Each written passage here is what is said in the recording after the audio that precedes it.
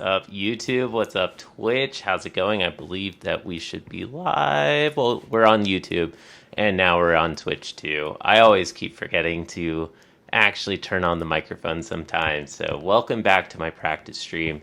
Today is July 16th and we will be practicing calculus with this terrific book by Taalman and Kohn. How's it going? So right now it's you. Yeah. I'm not an AI bot, not yet. I'm still working on that so that I don't have to actually be here and I can just have a fake version of me and I can just rack in that ad rev without actually being here. I can't wait, dude. Hello, brother. I'm preparing for JE. Can you mentor me for this journey? Yes and no, man. Actually, that will be part of the topic today, dude. So I'm very excited. For me, this is a big deal, and I want to do this in the right way for everybody. We just got monetized finally. YouTube just finally caught up and recognized that we got this crazy viral video, and I've racked up the hours and everything. So we're gonna turn on ads. I'm sorry, but you know what? In a way, the streams are going to get worse, but then in other ways, the streams are going to get freaking awesome, if you ask me. I have ideas, and I want to know if anybody else out there has any kind of ideas for how we could use things like super chats and freaking channel memberships and like these other tools that now I have, as a creative tool. So I think I've got some really cool ideas. Lockheed, 0.4K away from 20K. Yeah, dude. But I measure in log time, so we're still pretty far away from 15. 2 to the 15th. Can you tell me the best physics chemistry book for JE prep? I don't know, man. I don't know anything about that. I don't know anything about physics or chemistry or the JE. So, but I bet if you ask, there are a lot of people in the chat who can help answer those sorts of questions. Like, what's so amazing to me about this is that we do have a live stream community that's building with a diversity of people and a lot of people who are studying different subjects. Okay, cool. So, yeah, man, I am excited. I think that the main thing I want to talk about is I believe very much in I want to do as much as I can as a pay what you want sort of model. I really love the pay what you want model, and it's hard, to try to just live off of generosity. It's hard. Like, I don't think that somebody like me could really just purely do pay what you want. So that's why from the beginning of this new series, we've always talked about a weekend paid course. Yeah, I've been thinking about it, and we just have so many dang emails. We have so many people who want to join that weekend course that I'm going to start setting up a second course. Already, I'm still going to do the Zoom one, and it's still going to be 10 seats, and it's going to be 10 people, and it's going to be private and really a simulated classroom experience. That's what I've always had in mind. But now I also want to offer a much bigger option, like a discussion group for as many people as we can fit in a members-only live stream. So I've just been thinking about it a lot, and I think that would be the best way to make this happen. Yeah, Mohammed, I know. So this is the thing, Mohammed. This is part of the reason why I'm very excited to finally have memberships. I do jump between 3 books, and this is because this has always been for me, studying high school math, college math, and graduate level math. And it's kind of funny because it used to be the opposite. It used to actually be the opposite feedback, that people were like, dude, you're always working with one book. Like, you're spending 90% of your time on linear algebra. I want to see you do more stuff. But now we've gained a lot of people who are interested in basic mathematics. So this is a live stream. If anybody's watching this VOD, please don't worry about watching this. This is not the series. If you're interested in basic math and that more highly produced, higher quality, hopefully, lecture video series on basic math, don't click the thumbnails with my face in it. Like if my stupid face and Luna's stupid face is in the thumbnail, don't click that video if you're not interested in the streams. And I think that'll become obvious as we go. Like there are some videos that are 3 hours long, and then there are other ones that are 20, 30, 40, 50 minutes long. Like those ones are probably the course that you're interested in. And that's so dope that you are watching the linear algebra streams. I've filmed so many of those. Y'all, I think I have to go early, so I'm here early. Okay, Lockheed, I want to just get to the point here really quick. What do you all think? I feel like here is an artistic solution to a technical problem. That's a phrase that I've learned from classical guitar. I think an artistic solution to a technical problem, which is that everybody's confused about which streams, like should they watch the streams or not. $1 membership tier. A $1 membership tier, the lowest price that I can set in YouTube, that gets you access to the VODs, to the replays. So I hope that signals to people, these are like not really intended to watch after the fact. These live streams are mostly here for those who are live and who are actually there in the moment, and I can chat with you all, and it can be super unstructured, and we're just hanging out, we're just vibing. And then once the stream is over, change it over to the $1 lowest price I can set. That's one idea. What do you all feel about that? And now, one thing that I love about YouTube and why I want to use YouTube memberships, even though they take a big cut, like this is something that hurts my bottom line for sure, but they take a bigger cut than Patreon. And then on top of that, they offer localized pricing. So if I set it to the $1 US tier, that is not just a dollar converted to other currencies. YouTube will adjust the price in a very cool, crazy way that I would never be able to do on my own. But it'll be the equivalent of $1 for you in your locale. So in the US, say $5 can buy like a simple sandwich, like from like a prepackaged sandwich or something from like, a grocery store or something. Or it could buy like a fancy latte, roughly a latte. You could buy like a Starbucks latte for $5 in the US. So whatever that costs in your locale is what that membership tier would be set for. So I wonder if that makes sense, y'all. When you get stuck on a problem, do you reread the textbook or do you use AI? I try not to use AI at all. I mean, I was trained in math way before any of this stuff. I graduated in 2012 with my degree, and dude, AI just isn't fun for me. I do use it every now and then, but more so to check my own proofs.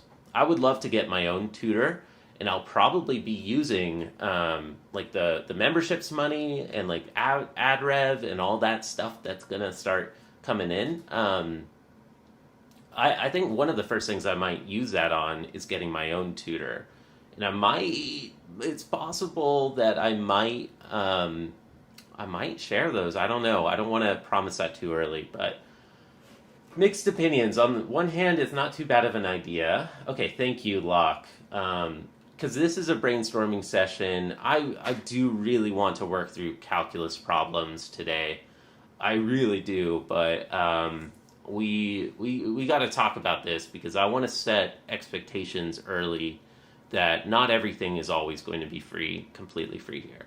The basic mathematics blue thumbnail series, and I almost like 99.9% of the live streams are going to be free. Live streams are free while they're live, and the basic math series is free forever. But I need to find ways that I can try to, respect my own time, my own effort, and I just don't think ad rev is kind of, in my opinion, it's kind of a scam. Like, I would much rather build stuff that is worth paying for. Like, I would much rather just go back to capitalism, man. Capitalism is nice. I build a thing, you buy the thing. That used to be a really great model that we used to have, right? And now we've moved on to something weird that's kind of weird and post-capitalistic. Okay, so on one hand, it's not too bad of an idea. On the other hand, paying for a video that was meant to be interactive with the live audience than with the viewer seems weird. Yeah. So there's other reasons. There's other benefits. So that's just perk 1 for the Luna membership. Let's see. Yeah, okay. So I think I'm caught up on chat for relevant stuff. Okay, so that's one perk. So there are 3 tiers, and brace yourselves on this. Okay, there are 3 tiers, and relative to the U.S. prices, they are $1 per month, $5 per month, and drumroll, $50 a month. The top perks of those are the $1 a month. I think that the main one is just access to the live streams. You can check out what a live stream is like if you can make it live. You might, some people are working through those old videos. I just hate the idea that somebody's first impression of my channel is like that they should start watching all these old videos and they're like so unstructured and they're not what this person was looking for. So it's just kind of a taste, I think, of what this is like. You get your name green in the chat. Whenever we get custom emotes, like custom emojis, you'll get those as well. And then, I think that those are the primary perks of Luna, and gift memberships will all be Luna tier as well. So there's Luna, $1, Hobbyist, $5, Deep Hobbyist, $50. Let me read. Biggest concern is you losing motivation to finishing basic math is equal to losing interest, and because I'm starting. You'll see, Mohammed. I 1 week basic math live streams, 1 week college math, abstract algebra, I think, for a while. And then 1 week graduate level math. Next week is graduate level math, and I hope it's obvious that it's not meant for you all to be working the problems with me. It's not part of the series. The next one is me showcasing that, next week as I work representation theory, it's me showing that I live by this idea that math can be a hobby. Math really can be a hobby, and I've studied graduate level math just for myself because I think it's beautiful and I love it, and I want to show that I live by that idea. I'm never going to be a researcher. Okay, so I guess that reasoning for lowest tier on VODs makes sense. Yeah, including gift memberships. So if people want to gift 5 memberships out to the universe and try to get other people to check out jcpractices and get more people into the chat, that in itself is a perk, because the more people in the chat, generally speaking, the more fun a live stream is. So give a really soft paywall to the VODs to prevent people from getting confused about them, getting your names highlighted in the chat so you're a special member, and getting more people into the stream. You also get your comments highlighted in the comment section of the videos as well. Okay, so that's one.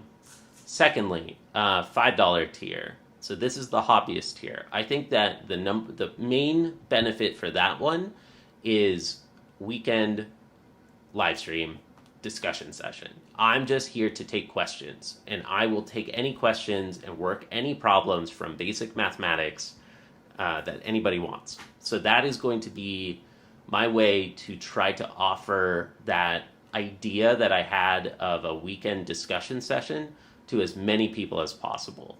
And just free for all, like we'll put questions in a queue and I'll just work through as many as I can for an hour or two or something. And that will be membership walled, yeah, you'll get access to those and you'll get access to the chat as well. Olympiad problems. We could do some Olympiad problems every now and then, but not for that session. That session is going to be focused. It's just going to be math. I'm not really just hanging out and vibing like I'm working for you. You've paid me $5 or $1, $1.20, $1.25, depending on how you think about it. But hopefully there's a lot of people, and that's, I think almost immediately that's worth it to me. So I think that can be a way that I can help you out. Like if somebody is stuck on a proof, if somebody just wants a hint, you can ask for that too during the weekend $5 a month discussion sessions. That way, like you can email me a photo of your work in progress. You could just ask for a high level hint. I could grade your solution if somebody has a proof that they want to be reviewed by a human. Then I think that's what that discussion session is for. Kind of first come, first serve, essentially. Okay, yeah, I'm not from an Indian background, so you're going to have to stop sending the same message again and again. I don't know anything about that exam. It sounds like it is something terrible. I've heard that it's a big controversy and there's protests, so I don't know. Okay, so you stumbled on... Yeah. The basic math series. That's what we're here for. Today is going to be a calculus hangout study session, but I'm trying to make it so much more clear to everybody how these series are separate. I've been doing these live streams for a long time, and I'm going to keep doing them because I think that they're very important for me, and they're more focused on the act of working homework problems and like practicing actually studying math from a student's perspective. The basic mathematics series is me practicing teaching and preparing a lecture to others.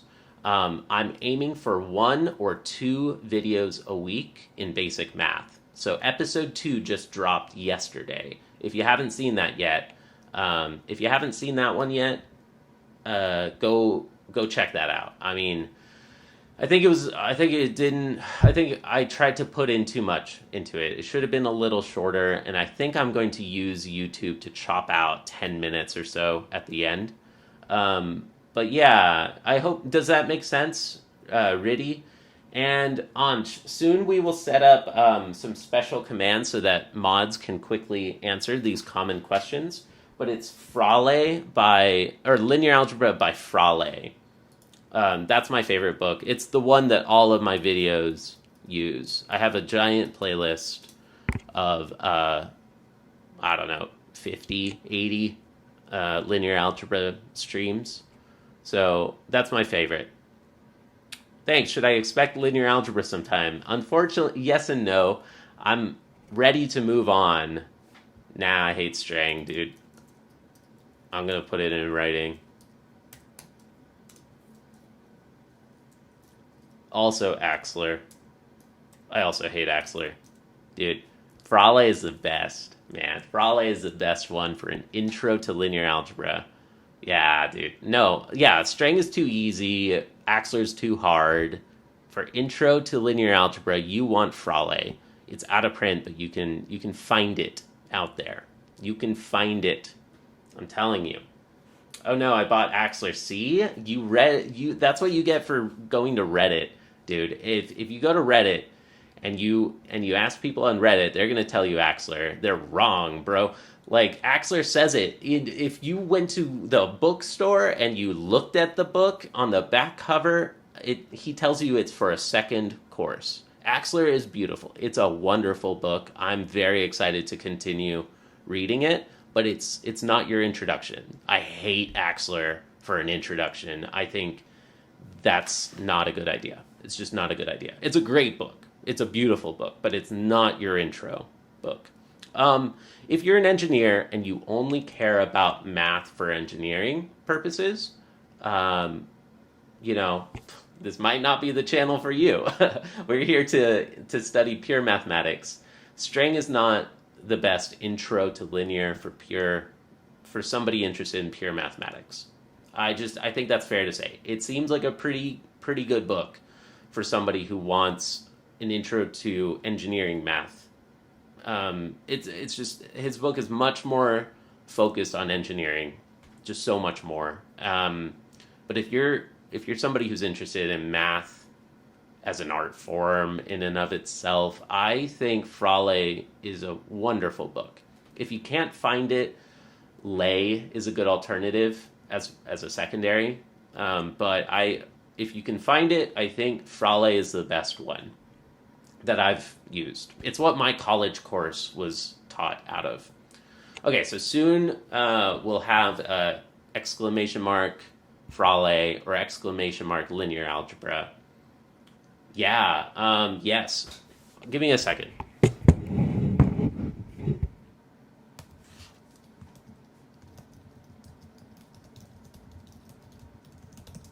Is it this one? Nope.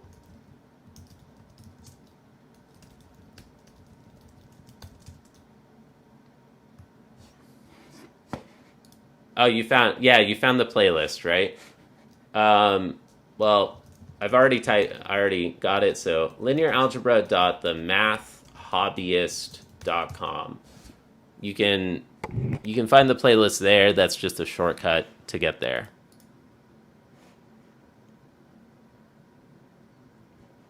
Okay. Yeah, there's so many nice comments out there, y'all. Good morning. A bit off topic. You're studying for that. Yeah, I hope that people in the chat can help with those types of questions. So yeah, I've done a lot of linear algebra streams, and they're not intended to be a course. Like, at one point, there were set as a course on YouTube, and I had a joke that was like, don't watch this, open the book. This would be a terrible way to learn linear algebra, or something like that. I used to have a joke like that. Like, don't actually treat this as a course. That's a joke. These are live streams. It's kind of like office hours. Kind of like, now it's a radio show. Yeah, exactly. Hey, what's up, Skittles? Yeah, I mean, this is a radio show. I really do. I see these live streams. Skittles knows that I call my guitar channel a radio show. That's always been a thing. Yeah, absolutely. Skittles, good to see you, man, in the math stream, bro. Skittles is like one of the most regulars in the guitar stream, and so he'll know about this next perk. Dude, Skittles, I wonder if you've seen this coming. This is coming here. Anybody watch hot tub streamers?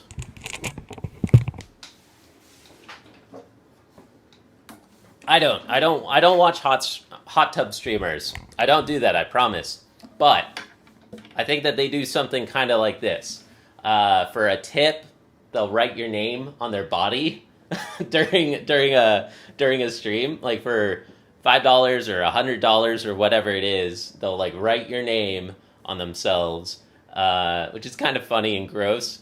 But same thing with like calligraphy streamers, and I've seen stuff like that. I've been putting names all over my guitar.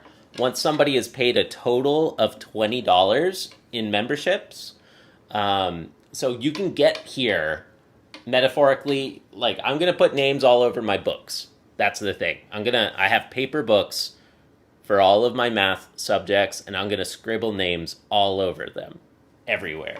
And even at Luna tier, eventually you'll get your name somewhere on all the things. Ooh, $117 in your country. It's because it's out of print. That's a problem. Fraleigh is out of print, which sucks. So let's all email the publishing house and get them to offer a PDF. Just, it shouldn't be that hard for them to offer to sell a PDF, because I'm like, I'm not even sponsored, but I should be, dude. Like, Fraleigh is so much better. Yeah. Like, let me just say, if you search, you can find it. How about that? If you search, like, you will find it. Check out your library. There are free ways to find it if you search. Okay? So, names in math books. And the way it works in my guitar channel is a little more than this. This is just purely like a permanent Patreon wall for my channel supporters in the guitar stream. And, it's in just such a prominent place, and it makes people mad when they see my guitar, but it makes me so happy when I see the guitar. It just reminds me of all the people who have been along the way helping support my journey as an artist, as an educator, all the things, right? As an entrepreneur, like, honestly, just as an entrepreneur, an artist, an educator, every time I look at my guitar, I'm just like, yay, these are all my internet friends. Like, thank you. Thank you for helping me.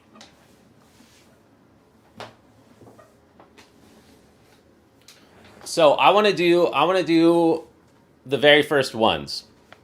I think the most hardcore regulars I want to give shout outs to right now, just to give a clear example of this. I feel Lockheed deserves one. I feel Levi deserves one. I feel Leo Lectures deserves one.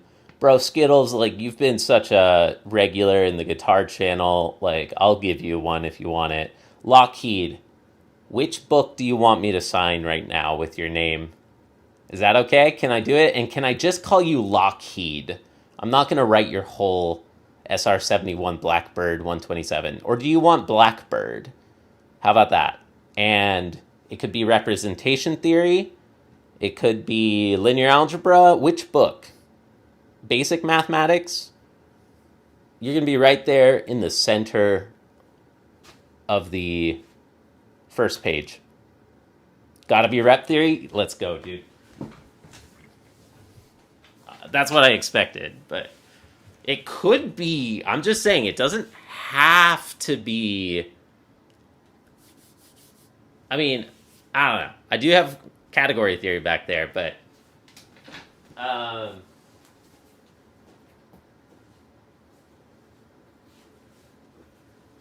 where did my rep theory book go?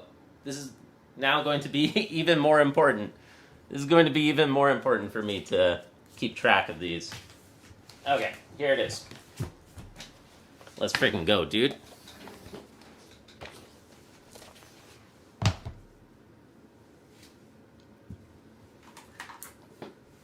All right, Blackbird. What? Well, which? Okay, you gotta tell me which one do you want? It's gotta be like 10 characters or whatever. Just a reasonable number of characters. You've got like 5 ideas in all of your usernames. Which one do you want? Bro's enticing me with a category theory book. I feel like I should give you a bonus for that one too. You want SR71? Let's go, dude.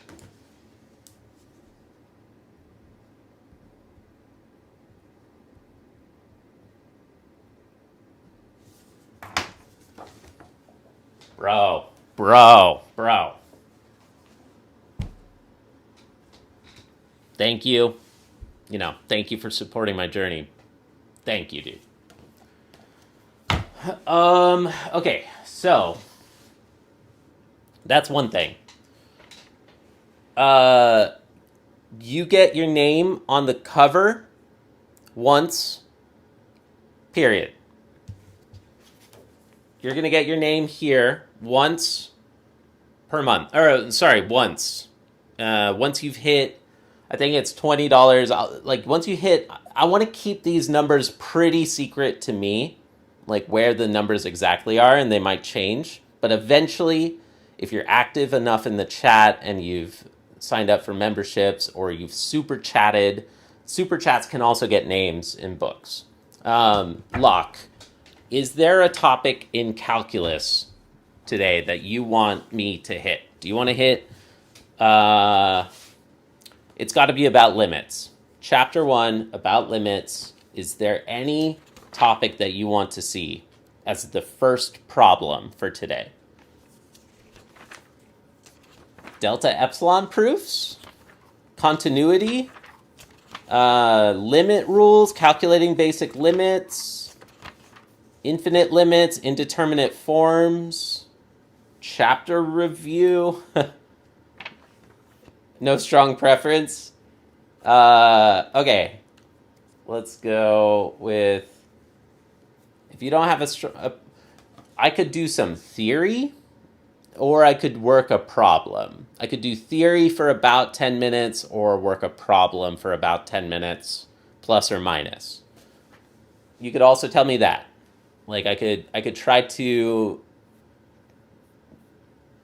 I think you know what I mean by that. Theory or problem, 10 minutes. And if you don't have a preference, I'll pick. And this is a perk that people can get for a $5 super chat. You don't have to be a member, but once a month, you get one of these. You get a request. So this is kind of like mathematical busking. Think that I'm a busker. Calculus, and this is the best one. Taalman and Kohn, I love this book so far. It's really nice. Very nice book.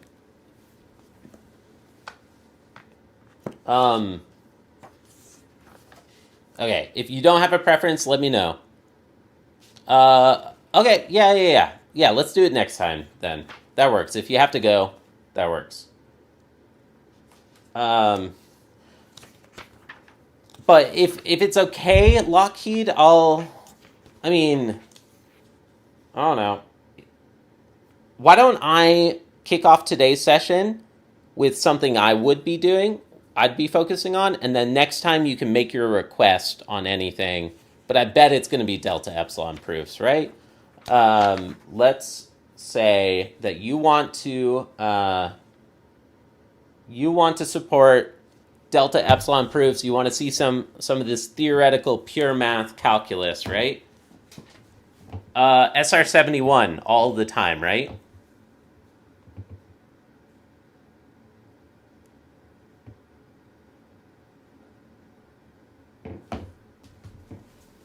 Okay. You're the first name now in this problem set. I'm going to work a problem, and next time you can request either a problem or a theory. Right there. Thank you, dude. Thank you for supporting my journey. You can get your names in the problem sets and the theory sections multiple times. So if anybody wants to see a problem and wants me to work a problem from a specific topic, I'll work any topic for $5. And you can get that through memberships or not. What else? I feel like there were other perks that I had in mind. But yeah, this is, the main one is at $5. At $5, you get access to the free-for-all, large, members-only discussion session for basic math. And it's going to be more mathy than these, like, chill vibing office hours. Okay. $50 a month. That one gets you access to the Zoom sessions. And I'll think about what else I can do with it. All right. Thank you. I think that there's other ideas in mind, but I'm just going to leave it at that for now, and let's get started with the math. So with all these structures, I hope that it's only adding more. Like, I hope the only thing that I'm taking away is the live stream VODs. Does that make sense? Like, the only thing I'm truly taking away is live stream replays, but I was tempted to just unlist everything anyways because so many people are confused about whether or not they should watch those. And I think that they're not designed to be rewatched after the fact. So, yeah. Thoughts? Feedback? What do you think, everybody? Feedback is truly a gift. I also, as a channel member, I think that you disable ads. That's a big one. That's a big one. For any channel membership, including the $1 tier, you disable ads in live streams. That's a pretty big reason. that's bigger probably of a reason than the others. All right. Thanks. Like, seriously, feedback is a gift. That makes sense? Hell yeah. And my goal is that it can be a way that members help me prioritize topics, but I'm still giving away for free, the actual working session. But members can help me prioritize, if that makes sense, and super chats. All right. Thank you. Let's get back to the farewell calculus tour. And I will set up special commands so that we know, the stream structure as we go. Cool. I'm glad it makes sense, dude. And clearly the most important thing on my channel are the videos on basic math, and those are going to stay free. My primary content is now free. Cool. Or it will stay free as well. Let's go. Cool. Okay, so I've yapped for a while. I do want to practice, like truly get some work done today on some problems. So Hawaii is up. If Hawaii is up, I'm not reading chat. I'm not reading chat while Hawaii is up. I'll be back within 15 to 30 minutes at the very most. I'm going to come back, but I want to actually work some problems today. And I'll think out loud as we go, and there should be music in the background and things like, oh, nope, there's not. How long has music been disabled? Okay, now we've got copyright-free music in the background. Okay, cool. Thank you, everybody. Today's the 16th. Last time we were doing calculus was on the 13th. I had to upload episode 2 yesterday. Let me see. Basic Math Ep 2. I should...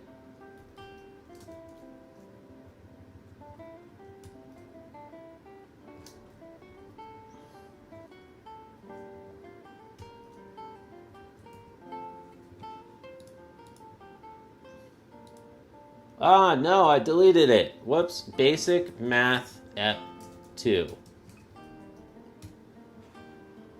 Oh, I was too ambitious about this one, I think. But I'm going to figure out my style. I'm going to figure out the right structure as we go. Are you done with the basic math book? No. Great question, KVN, J. No, live streams are for 3 different books. High school, college, grad school. 1 week at a time. Basic math videos 1 to 2 times per week. I'll say every week. Yep. I hope that makes sense. And there will now be a paid members-only discussion group weekly. Basic math discussion group on all weekends.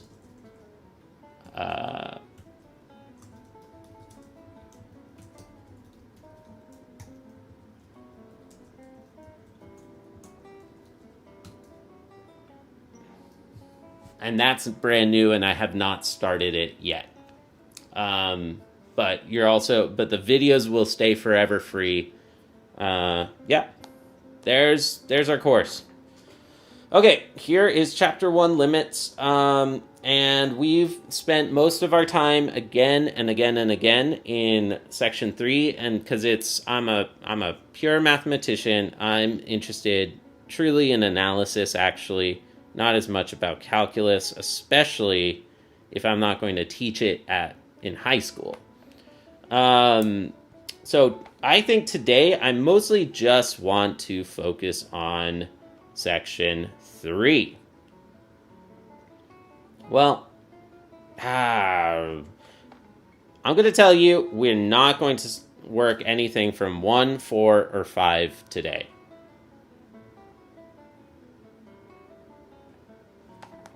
Or sorry, from 4, 5, or 6 today. We're not going to do those, and I think we're going to mostly be doing section 3 and 2. I don't know what these check marks were about. Okay. And we can clean this up.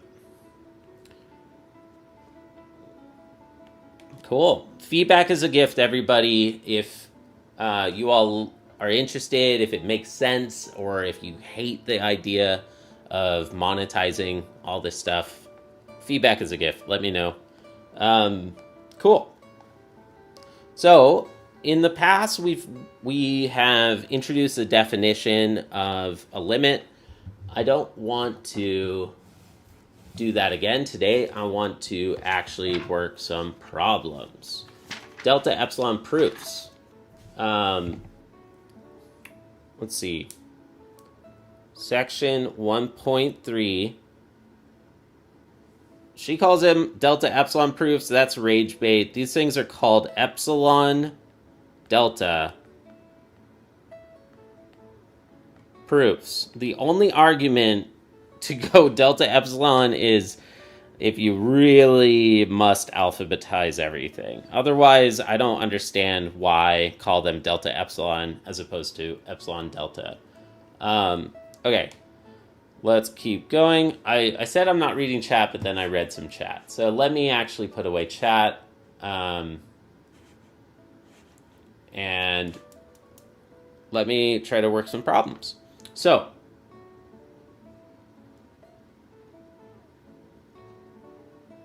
I feel like we've already done this one. I haven't crossed it out in the book yet, but I think we've already done this one. This is section 1.3. What's the last problem we worked? We did an application problem. This is all section 2, right? Formal definition of a limit. Skills. Did I cross this one out? Find delta. Algebra number 23 we crossed out. Yes. That's in skill 1.3. Thinking back. We crossed that one out. Maybe not. I think we haven't worked this true-false. This is excellent. I think we did the true-false problem from section 1.2, but not section 1.3. This application problem about finding a formula. Yeah, we did this one. Great.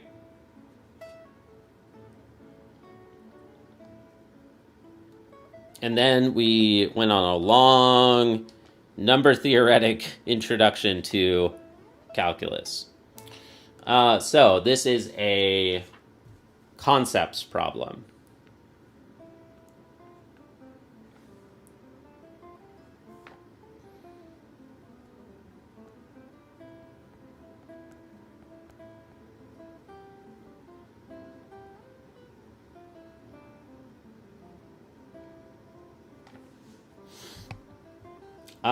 For sake of time, I'm going to clip this one out.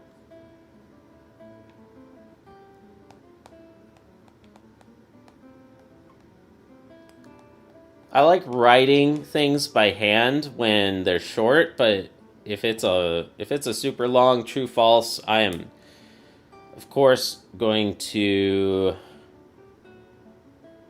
copy paste this.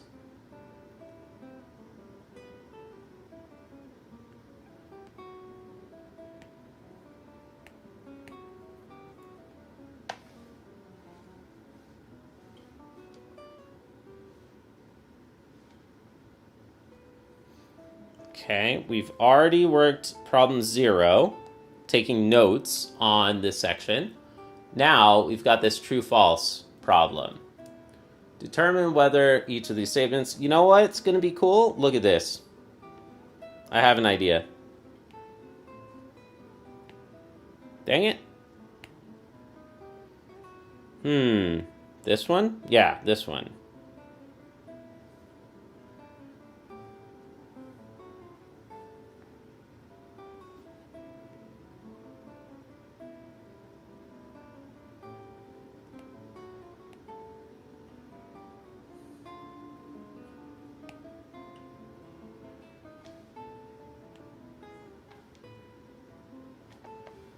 I know this is a little nitpicky, but kind of want all of these to be one column, not two. Why didn't that work? Are there two in place? Nope. That's not why. Crop. Clip this there. Hit the check mark button. There we go. Look at that. Look at how cool that was.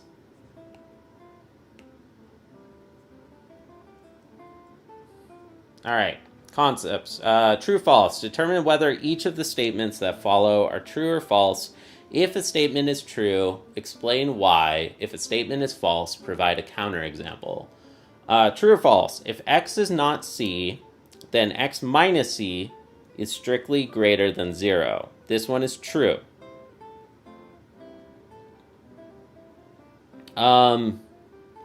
In fact, we may remember from the linear algebra stuff that x minus y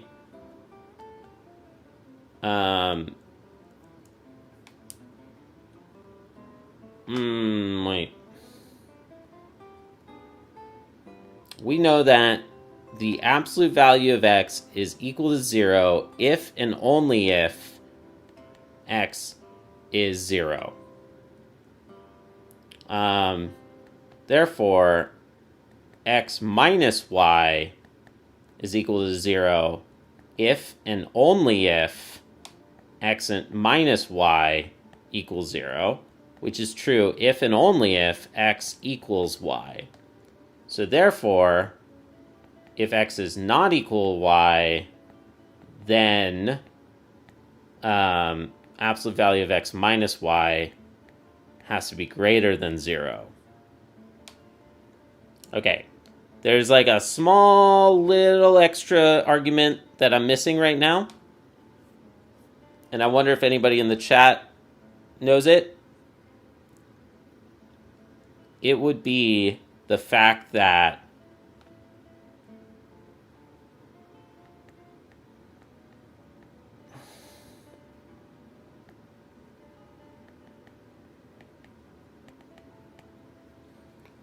here are the properties of the absolute value that are needed.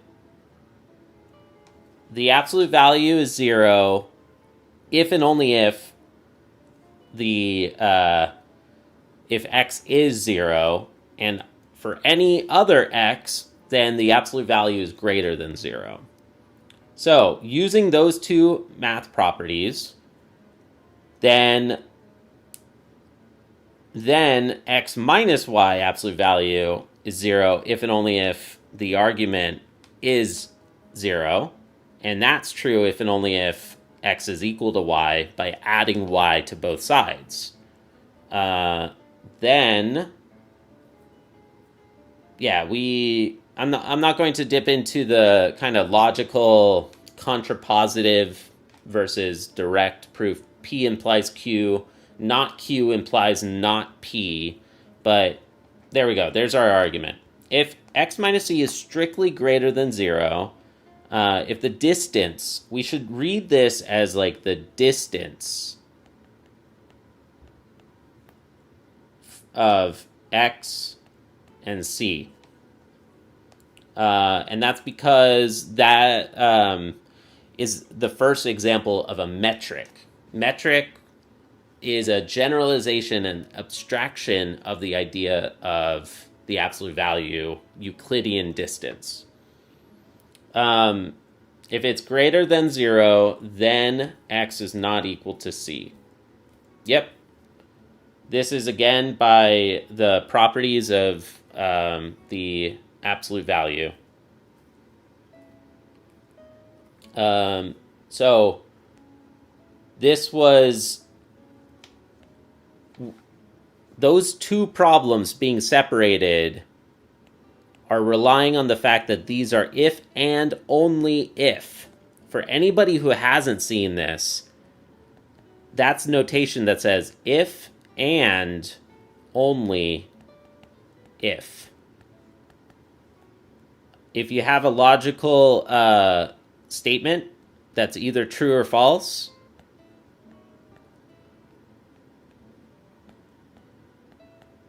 this is both directions of that logical statement. So P and Q are equivalent logically. Now, if y'all haven't seen this kind of stuff before, you can look up a logic book. And if you have two statements that are either true or false, then you can build these things called truth tables.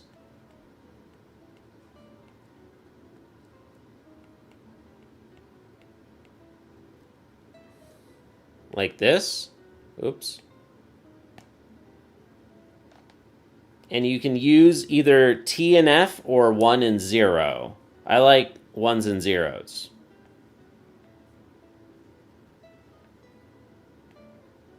If every statement is either true or false, then there are exactly 4 options. Both of them are false. The first one is false and the second one is true. The first one is true, the second one is false, and then both of them are true. A logic table like this, P and Q, you need both of them to be true. And this last one is the only one where both of them are true.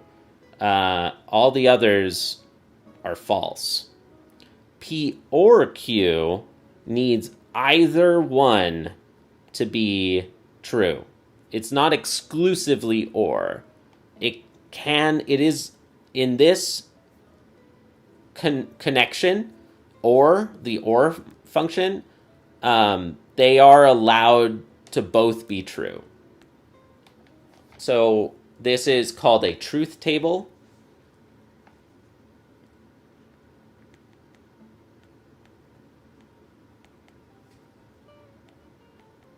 In propositional logic.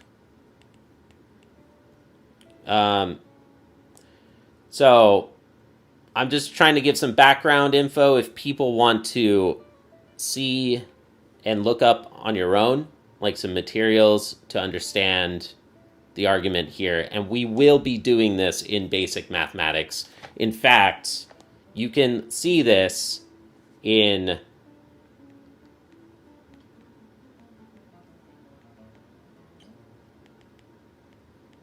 I was going to say, go get this other book, but no, basic math has this.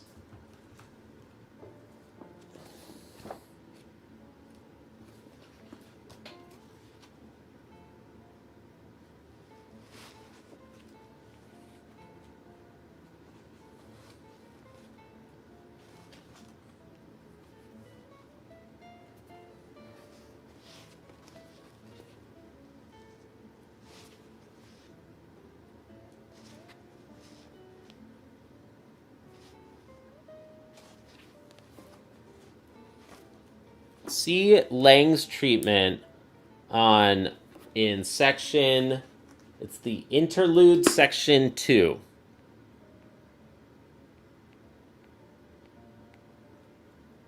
On page 94. He treats it slightly different. It looks like he doesn't write truth tables, but he has everything else here. Okay, so we've gotten a couple, and I didn't just explain why. I tried to give the sketch of a proof for why. X is a solution of this inequality, or this inequality, yeah. If and only if C minus delta is less than X, less than C plus delta. Okay. X is a solution of that.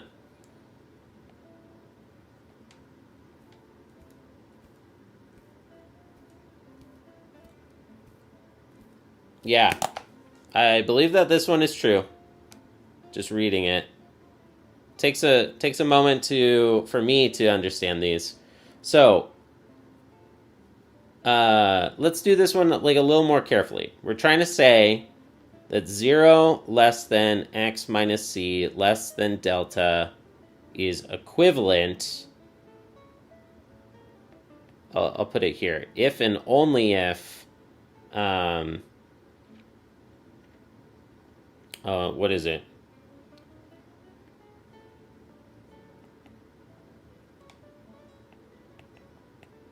That is exactly what they wrote, right? C minus delta, yeah. So this one, I do want to show both directions. The forward implication and the reverse implication. So on this proof, we're going to assume 0 is less than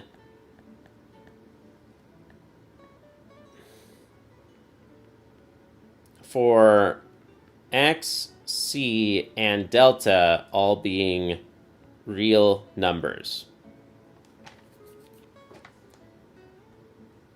Then, well,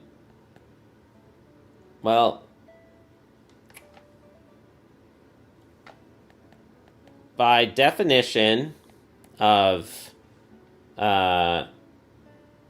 the absolute value,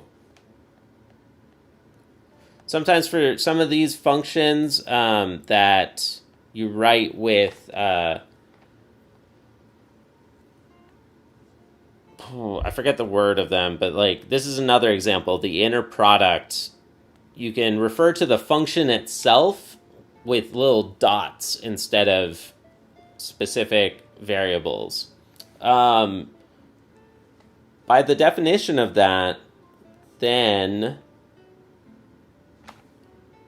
I'll say by the definition of that, then,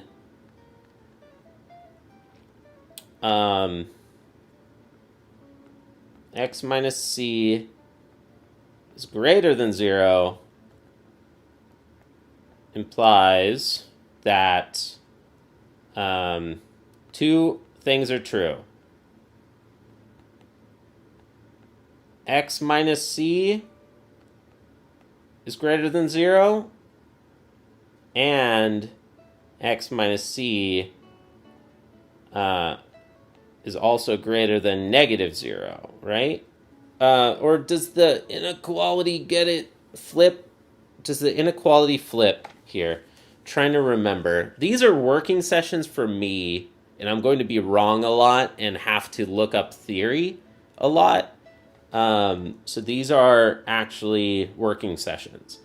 I feel that the inequality thing flips for one of the two, algebraically. So let's see. Absolute value of 1 minus 2 is the absolute value of negative 1, which is positive 1, right? So absolute value of 1 minus 2 is greater than 0, and, well, it's greater than or equal to 0, and it is less than or equal to 1, right? So now I have a inequality. This time I'm using, it's the, here, if I change that number to 2, and change this inequality, this inequality to a strict inequality.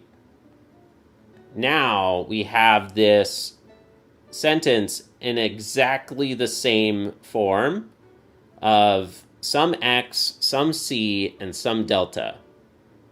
So I'm just kind of constructing a little example to convince myself this is similar to unit tests in software for people who may be familiar with test-driven development and unit testing. Nowadays, you just ask Claude to do it for you, which is heartbreaking. But we know that the inequality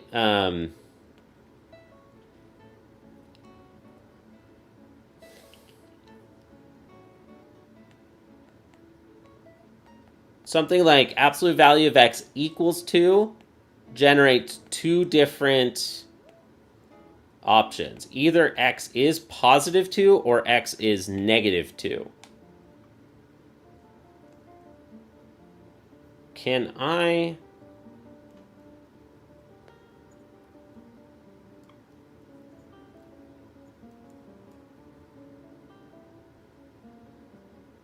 Well, yeah. Let's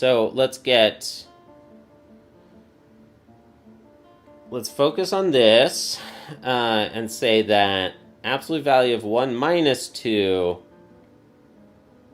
greater than 0 implies that we have two different equations.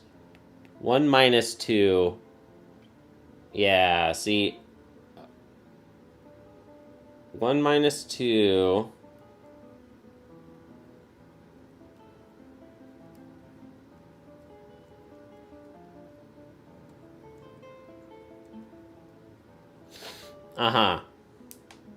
either 1 minus 2 is greater than 0 or 1 minus 2 is less than negative 0.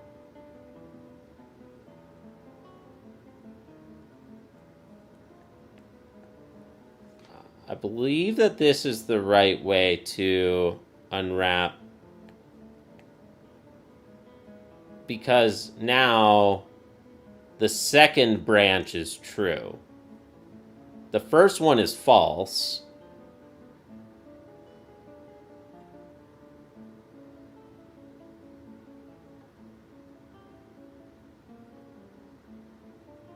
Or is it that...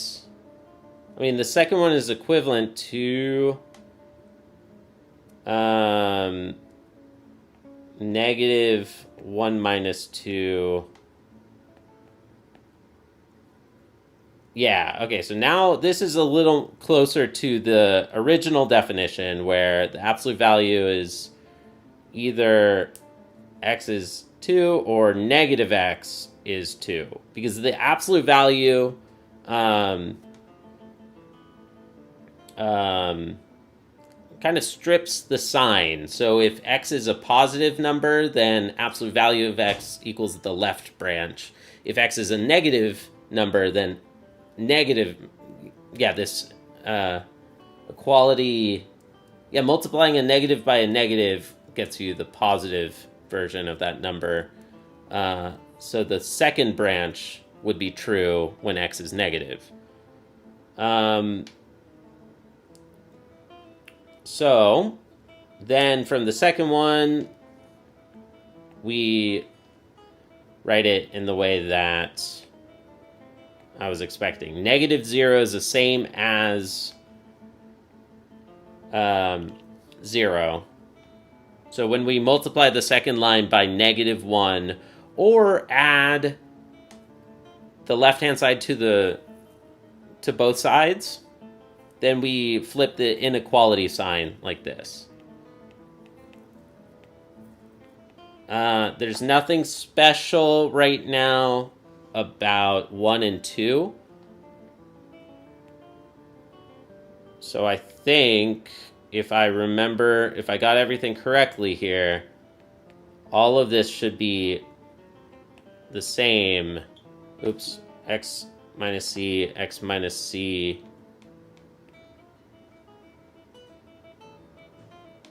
Nothing special about the specific numbers that I chose.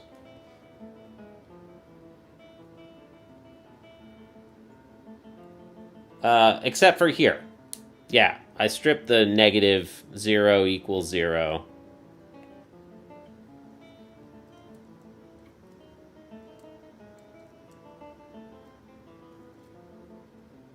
Okay. Well, okay. In this left part of the inequality, we did want to use 0, though. We weren't using the delta branch yet. So this one we did want to keep. That one we did want to keep 0. That's right.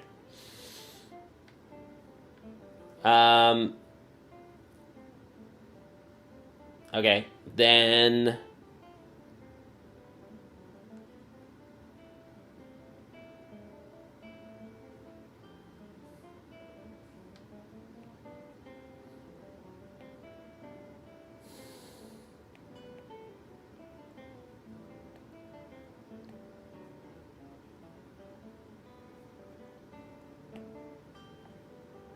okay.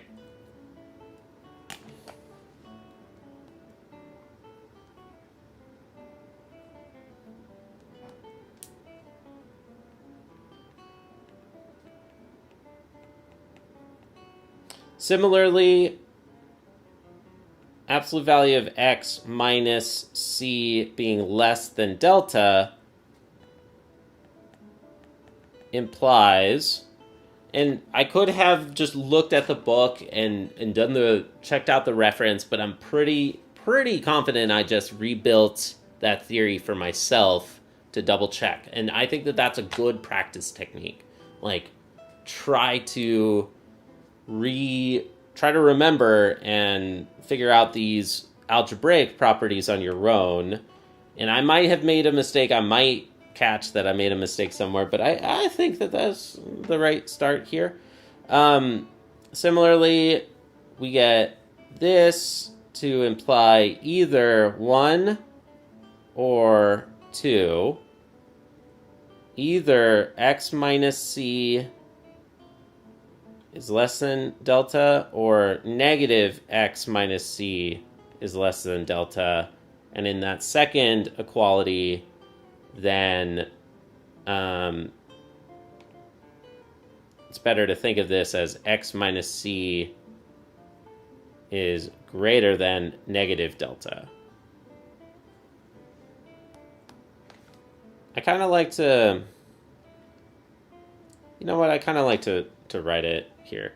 So then 2 prime, just a modification of line 2, I add the left-hand side to both sides and subtract the right-hand side from both sides. And then we get x minus c is greater than negative delta. So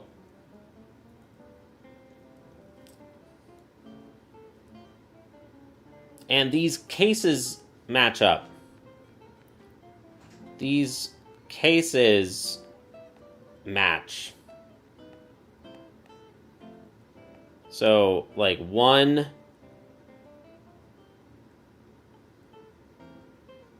I don't know what a good notation or something is. I don't love this, but okay, here we go. A professor might hate this.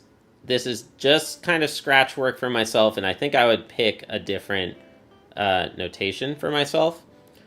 These 2 cases are in circles, and then these 2 cases are in boxes, and it's going to work.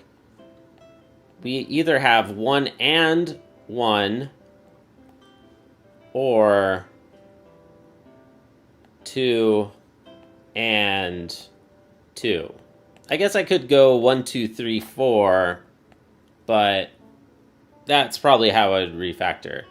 In either case, let's consider case 1, and I think that case 2 will be almost exactly equivalent.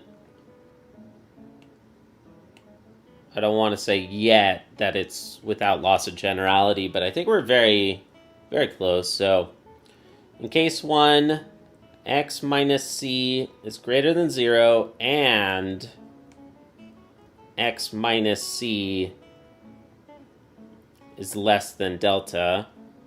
So x is greater than c, and oh, is this gonna work? So x is greater than c and x is less than delta plus c.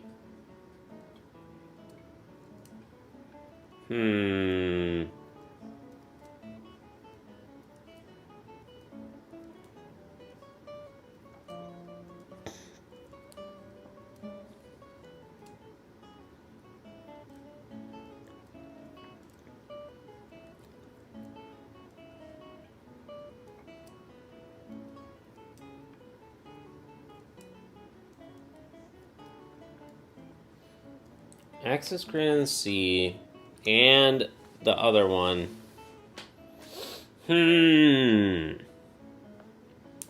Okay, so now we've gotten this part. We could just rewrite here.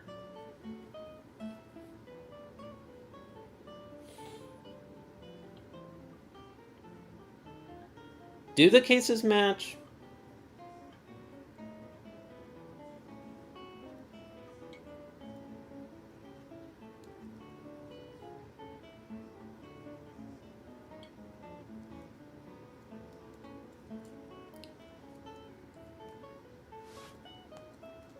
Oh, if x is bigger than c, because x is greater than c and delta is greater than 0, then x is greater than c implies x is greater than c minus delta. Right? Thus, we conclude the desired goal.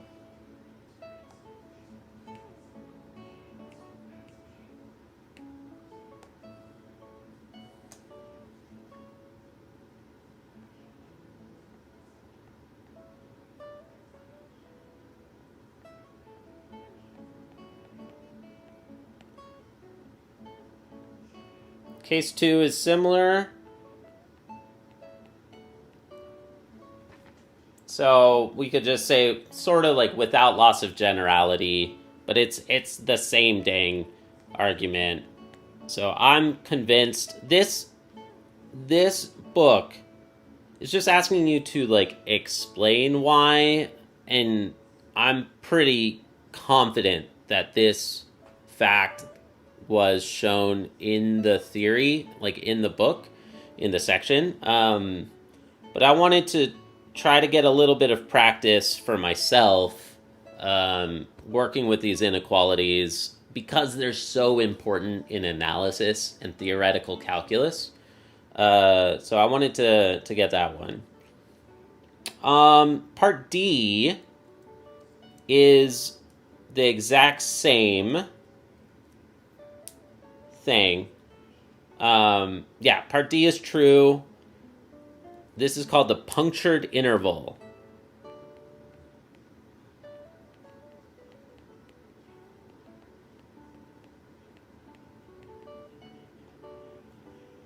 Part E, and it's essentially the same. It's just another way to write part C.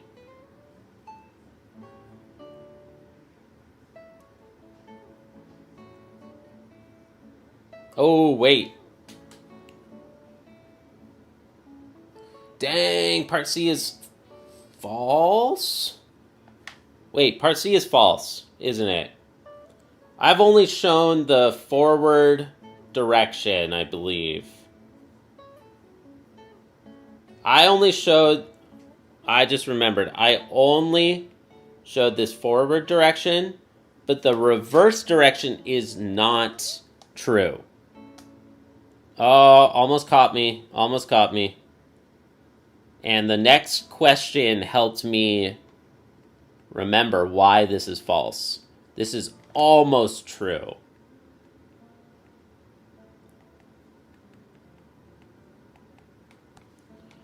In the reverse implication,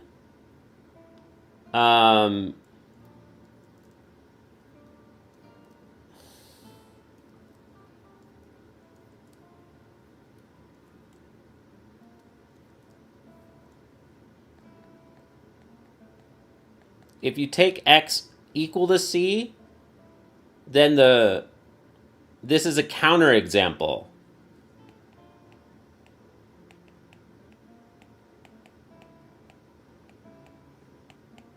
There we go. Okay.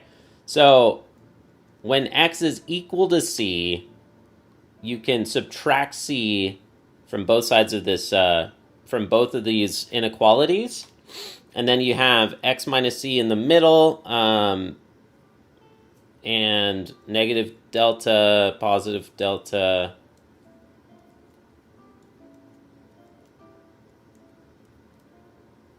Yeah, if x is equal to c,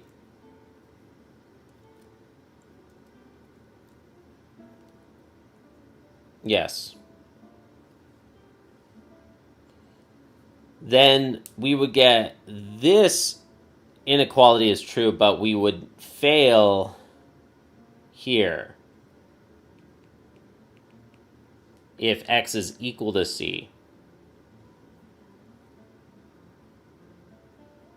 Yep.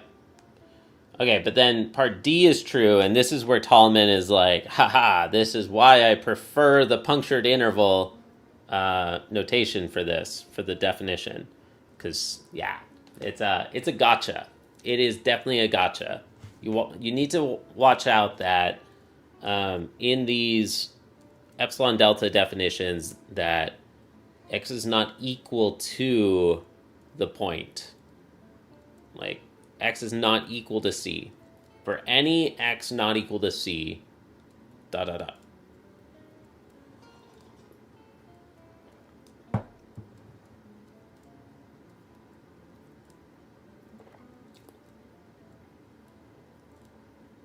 If the y values differ by epsilon, less than epsilon, then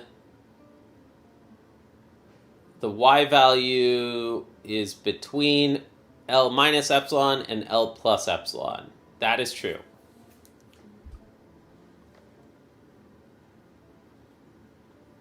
If the function value is between those in this interval, then 0.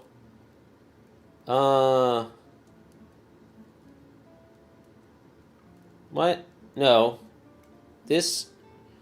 We don't know that f. Yeah, that's a silliness here. That is false. I think, right? Because the function, just take f equals 0. Take f equals 0 as a function, and L equals 0, epsilon equals anything. So that part is false. The fact that proves that. Let me think on that. How long have we been going? Let's take a break. Let me read chat. What's up, chat? How's it going, everybody? Hey, Levi. Thanks, man. Thanks for the book in the Discord. Thanks for DMing and everything. I appreciate it.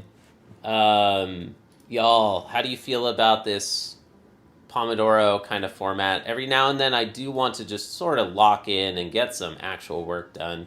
And if Hawaii is up, I'm not reading chat. If Hawaii is gone, I'm reading chat. How's it going, Levi? Hello, world. Let me read. Why are you asking, Jonathan Ward asks, can I ask why you're using Steinberg for rep theory you're using SARE. Jonathan Ward, let me know if you're still out there. I do want to read SARE. SARE is beautiful, but SARE is like, dude, it's like Lang is like this like big beefy gangster, and then SARE is like the little gangster that you're like that you should actually be really terrified, like the one calling the shots or something, and like Lang is like the muscle. You know, like, have you ever seen The Godfather? Anybody? Like, I'm thinking, you know, the little like freaking influential freaking mob leader versus the muscle, but they're both scary as hell. They're both scary as hell, and I'm not ready. Yeah, I'm not ready to work through Lang algebra or SARE representation theory, and I want exercises. I need exercises. I might get SARE's book someday for sure as a reference, but I really like Steinberg right now because it is intended for undergraduates, for like advanced undergraduates / master's students. That's the level where I am right now, and even that is hard for me right now. Math is, I'm dusting off cobwebs still, but I'm definitely gaining some confidence. Like, for me, Steinberg is just hard enough that I feel I'm making progress, and I'm getting through it. There's also Howie. I might get that book too, and I am definitely interested in Fulton and Harris. Have you tried reading Fulton and Harris, Jonathan Ward? Because like, I want a graduate level treatment too that I'm reading on my own, but for stream and for working exercises, I want something that's a little friendlier than SARE or Fulton Harris. Hey Heidi, I hope you've been enjoying the lurk. Hope you're enjoying the lurk, everybody. And KVN still lurking on Twitch. Well done. Thank you. I hope you enjoyed. Yeah, we're getting a little bit of the Christmas tree problems that I love from this book. The true false Christmas tree problems are the best. They are actually the best. Hey, Melissa. Hi from South Africa. Never managed to catch me live. My math as a hobby video got you inspired to continue practicing with your VODs. Thank you. Thank you so much. That means a lot. That really does. I am so honored by how many people out there are watching me and inspired to study some math, man. Like, oh, it's so cool.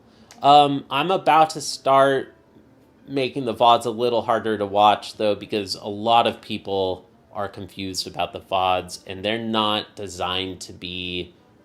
They're not... Like, for me, they're just not designed to be watched after the fact. It's kind of a lot of pressure for me as a streamer to try to make a VOD interesting. I want the VOD to be like, I'm vulnerable, I'm making mistakes, I'm making stupid errors all the time.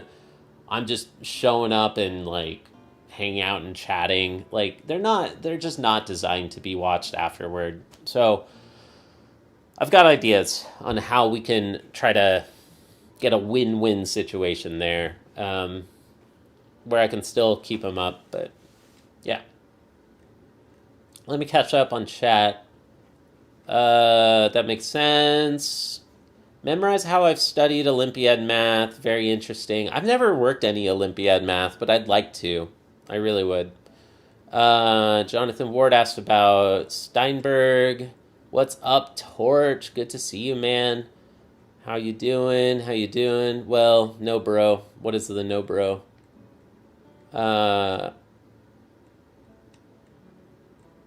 Thanks for lurking, Heidi. I haven't read it. I actually misremembered. It does seem to have exercises. Yeah, dude. I'll explain C in this in a moment. Like, what are we talking about with C? What is C? C is a number. It's a real number. And these are coming from the formal definition of a limit. I'll just point you to to the text because I want to keep hanging out and chatting for a second before we jump back into calculus. Let's find it. Where is the formal definition? Here is the algebraic definition of a limit.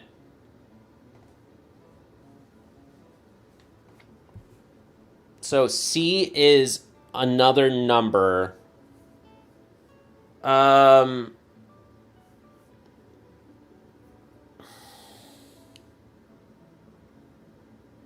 Yeah.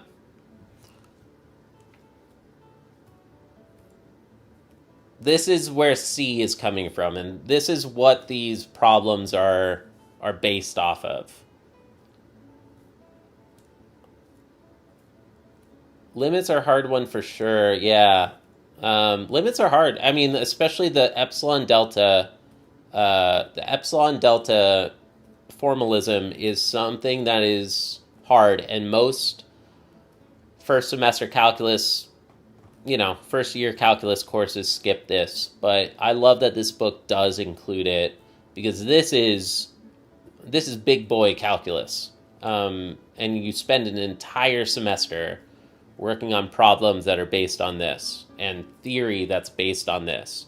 Calculus was taught intuitively, and we did a lot of math research and invented a lot of math until we got to Fourier series. And once we discovered Fourier math, as I understand it, around that time, we started getting lots of errors. We started finding lots of incorrect things. We started finding things that made no sense, and we couldn't understand why some things would be true, and other things just, like, I don't know, dude, it seems to work. Like, this seems to work, and other mathematicians are like, yeah, but we don't understand why. And in the 1800s, they were like, yo, let's reset, let's formalize everything, and let's figure out. They invented this definition of calculus. And rebuilt calculus in the 1800s on a more firm, rigorous, pure math grounds. And now here we are.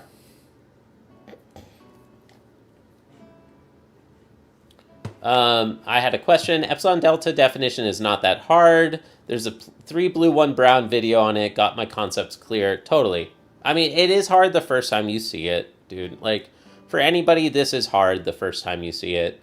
And yes, there are a lot of really great videos out there, for sure. I mean, I already know this. I learned it a long time ago. I'm like kind of relearning it and sharing my journey, relearning it by working all the exercises in this book. So,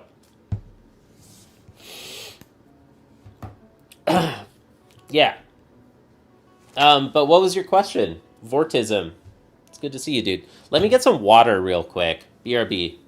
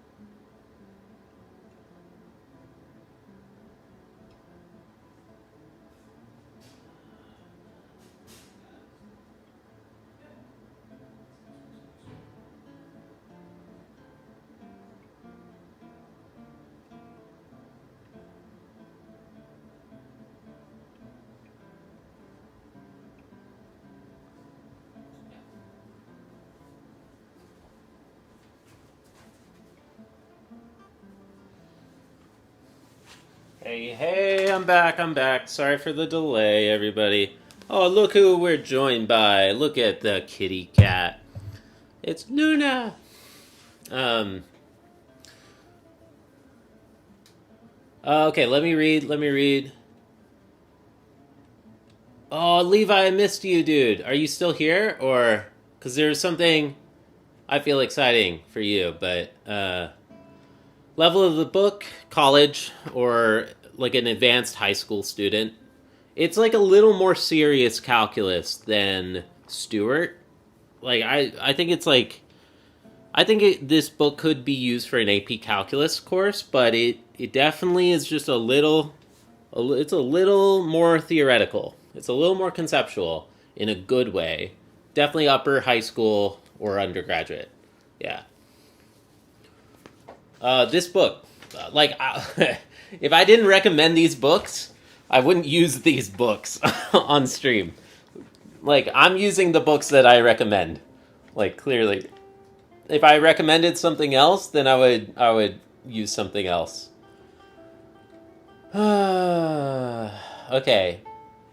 What is your passion for relearning math from scratch? I just like math, and I like teaching math. I just love sharing my passion and meeting other people who are interested in math as a hobby. It's everything. Like, I'm practicing, and I'm practicing teaching. I'm practicing getting back in the habit for myself of just doing problems every day and learning math. So there's like the basic math series where I know everything fairly well, and I want to lecture on it and get to that level of understanding and ability. But then there's also college level math, which I'm like kind of rusty on, and I'm relearning for myself, but I can be like, oh yeah, I know this well enough. I can talk out loud and sort of lecture on it as I'm relearning it. Next week, we're going to be studying math that I am learning for the first time, and it's purely as a hobby. It's just purely as a hobby. Why is there so much yap on the screen? Because somebody was asking about the definition of a limit. We were working this problem. Do you love thinking about math all the time? I mean, I also think about other things. Like, I'm a normal person. I'm not only thinking about math. I'm a normal person. I like music a lot, too. So we're taking a break. We're going to get back to problems soon.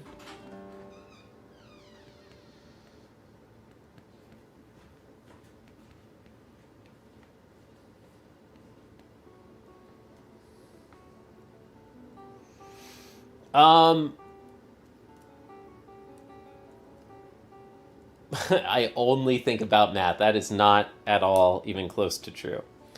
Right now we're hanging out, we're chatting. I do like thinking about math all the time. These nerds just love studying. It's true. He graduated and he's still studying. Yeah. I mean, yeah. Like, yes, I am studying for myself. I love studying, and I am studying. I'm also trying to get a job. Let me just be very clear. I'm trying to make some money, one way or another. I'm trying to make some money because I have been fun employed for way too long. And I'm trying to get a job. That's part of it too. Okay. Let's be clear that this is not purely a hobby, whereas something like guitar for me is pretty dang purely a hobby. Okay. Do you get money off streams? As of today. Starting today, yes. So, math teaching job. Yep, I've been applying to a private school, and I had my interview recently, and it looks like I didn't get it, but they're inviting me to be a substitute teacher there. And then the way that they're describing it, it's like you'll be in position to get hired next year. or something. I need to get some substitute teaching experience.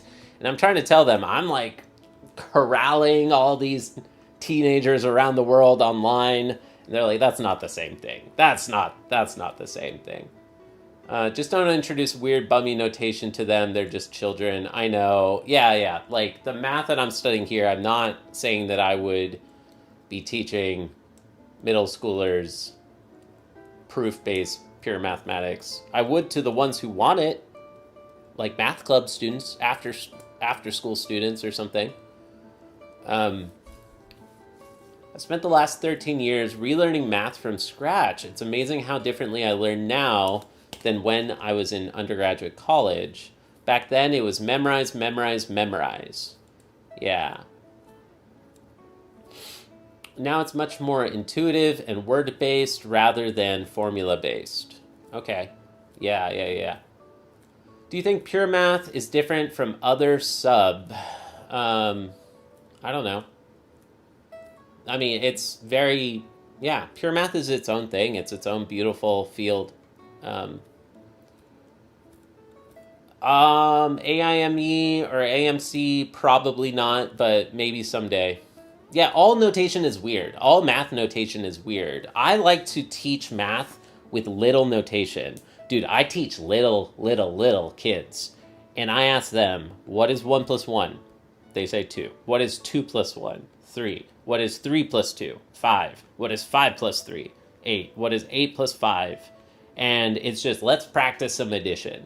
I don't write down the recursive definition of the Fibonacci numbers. This works. You can teach somebody just like this at the right level.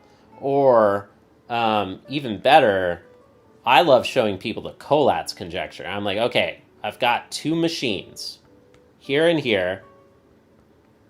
This one is called A, this one is called B.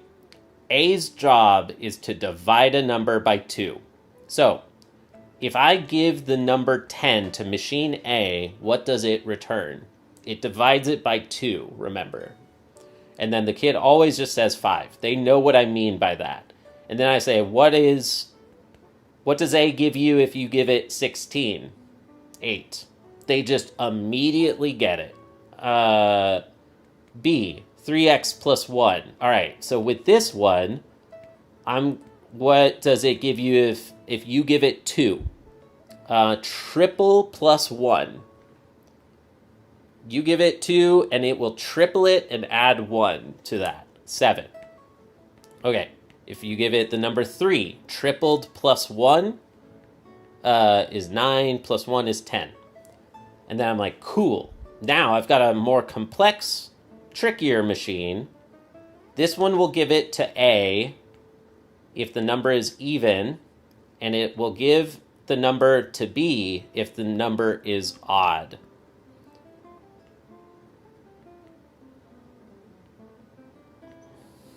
So, if you give the number 3 to the machine, is 3 even or odd? It's odd. So, what is 3 tripled plus 1? 10. Okay. If you give the machine the number 4, is 4 even or odd? It's even. Okay, so then what is half of 4? It's 2. Okay, and then they get it. And then I start a new sheet of paper, completely new sheet of paper, and I say, all right, let's play a game. We're going to keep using machine C every time. Triple plus 1. Half of that. Half of 8. Half of 4. Half of 2. Triple plus 1. Oh, 4. Okay, and now we get stuck. We stay here forever. 421, 421, 421 forever. Right? All right. We're going to start just a little bit bigger, but we're going to see something cool here. All right. Triple plus 1. Half of that. Triple plus 1. I'm just going to work it quickly but obviously with a kid, there's real mental math challenges here. Like 17 tripled is not easy for a kid. 34... oh, wait, no, my bad.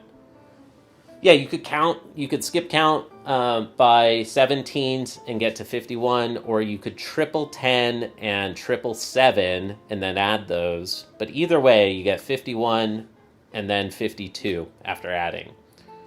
26, 13, triple plus 1, 40. Half of that, half of that, half of that. And now look at this. We've already done 5 before, so I could write them, or I could just take a shortcut. And I know we're going to get stuck again. 421, 421, 421 forever. Now, what's amazing is that we don't know, but we think that no matter what number you start with, for any number, we will always get to 1, and this is the only loop in the entire universe of infinite numbers. There's no other loops out there. And no matter what number we start with, that's the only loop we've ever found. There will also never be a number that just keeps getting bigger forever. And we've checked this for all n with something like 20 digits or 21 digits long. This fact was discovered only about 100 years ago, and somebody named a famous mathematician said, math is not ready for these kinds of questions.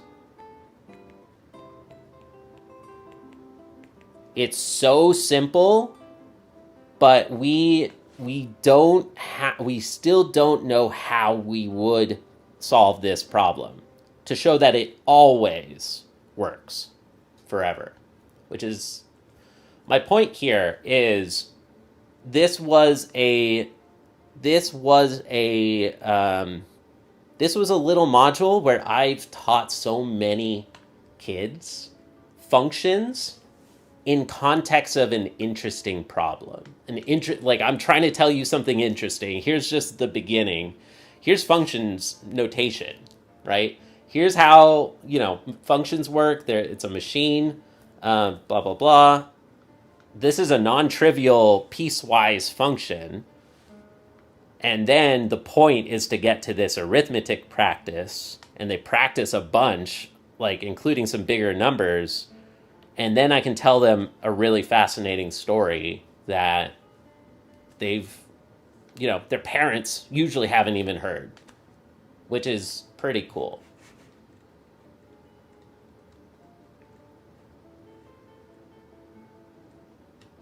So I plan on doing a basic math as a hobby special video on this one at some point, because I think that this is a good example to understand. Like, I do want some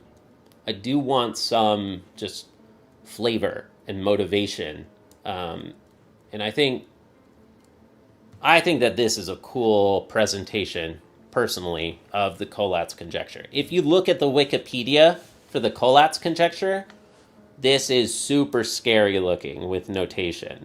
The notation is super scary looking, but if you introduce the Collatz conjecture with this notation, it is very friendly, and I have explained it to many kids and many adults. Everybody loves it.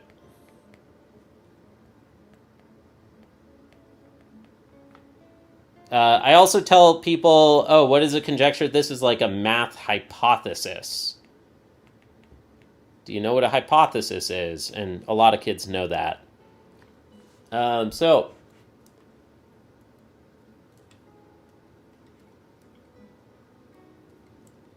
thoughts, everybody? I mean, I feel that this is a pretty good module for a young kid.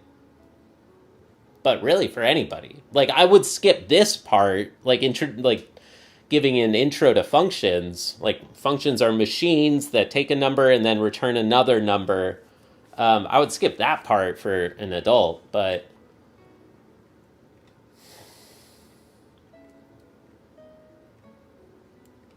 it's definitely a very accessible introduction. I think it's cool, and it also shows young people that there's unsolved math problems. That is something I want to show people as soon as possible.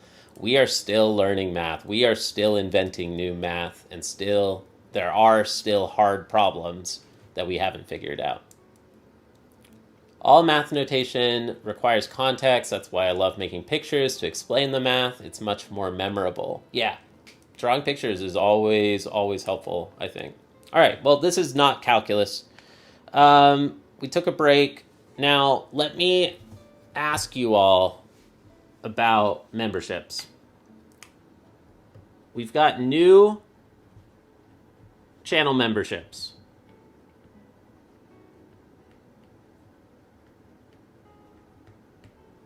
Memberships, super chats, etc.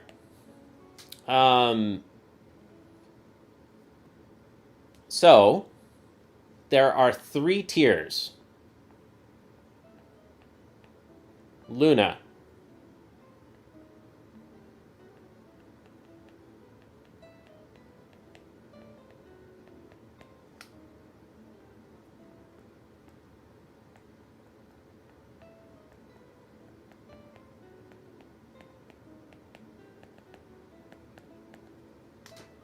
Luna, Hobbyist, and Deep Hobbyist.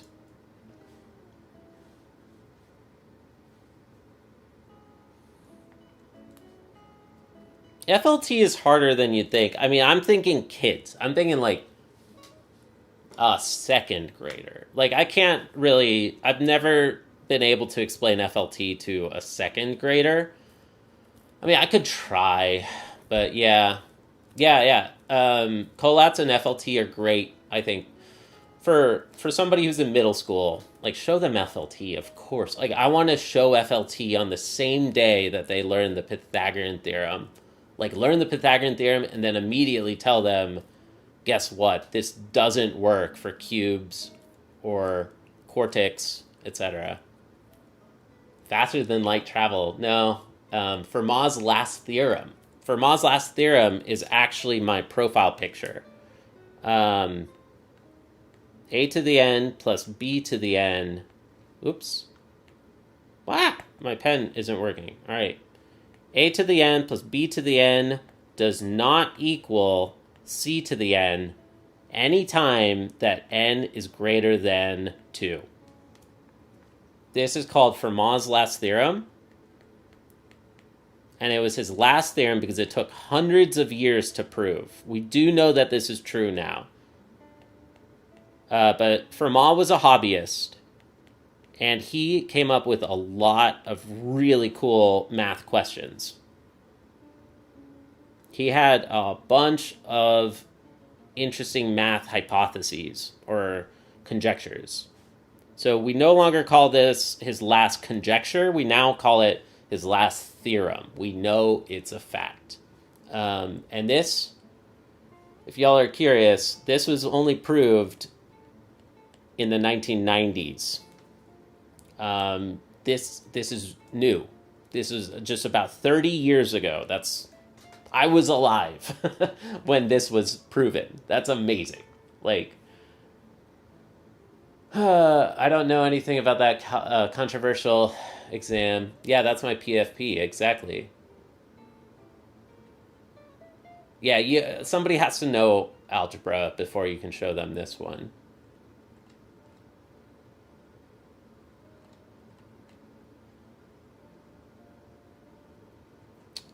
Yeah, Chris, I know. You want me to call you like a... I know. You have to also say ABC is not 0. But now we got it. I didn't want to be annoying in my it didn't fit in my profile picture. ABC is not 0 for also positive integers. Like, I didn't define what A, B, and C are. They could be not numbers, they could be other things, but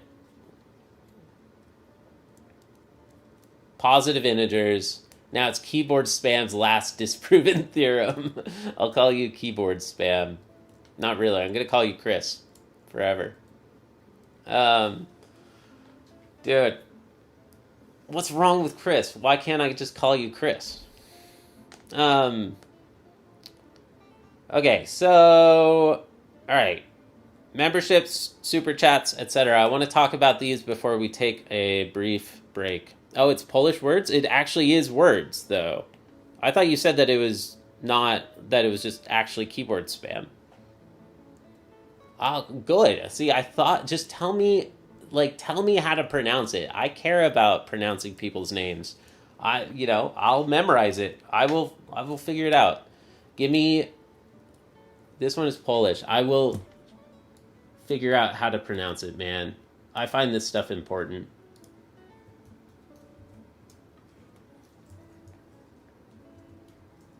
Where does it end? Like, I'm guessing it's multiple names. How can I... Is it Beetle Chafer? Is it Chrysos? It looks like it means beetle. It's a tongue twister poem. One of the hardest to pronounce texts in Polish literature. Bro, this is awesome. Like, why have you not told me this yet? I mean, I could have Googled it. I'm gonna call you Beetle. Can I call you Beetle? So, okay. Beetle says this one is Polish. Dude, thank you. One's Beetle. Okay, my chat is frozen because I see more. Hey, what's up, Sumi? How's it going, dude? What's up, Leroy? What's up, dude? We got to get back to math.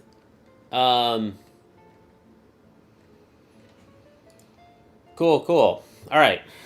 So we've got memberships, super chats, all the fun things. I see it as like new creative tools that I have as an opportunity as a creator, as a streamer. Like, if I could have set these up on day one, I would have done it on day one.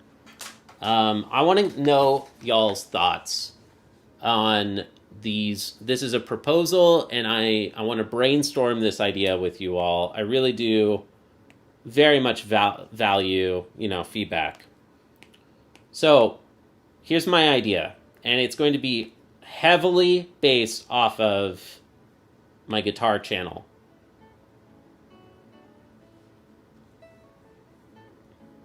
Lunateer.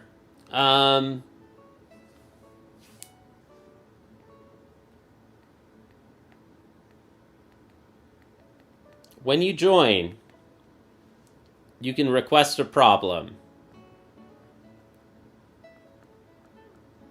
and get your name in the book. Let me start with the most important one first. Let me start with the most important one first that everybody is asking about. How do you join the Zoom sessions? That is tier 3. Zoom sessions, private Zoom sessions on weekends. Everybody's asking about this one.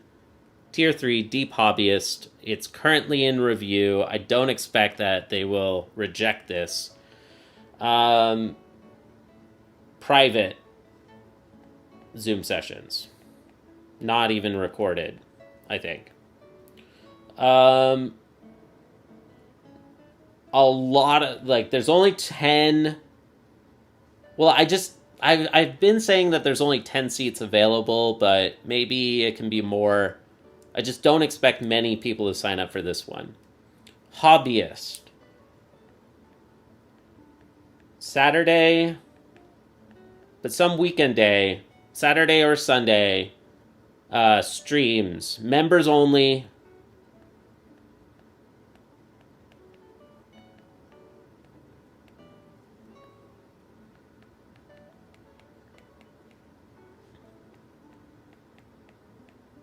On basic math. So I wasn't going to do this one before, but this one has many people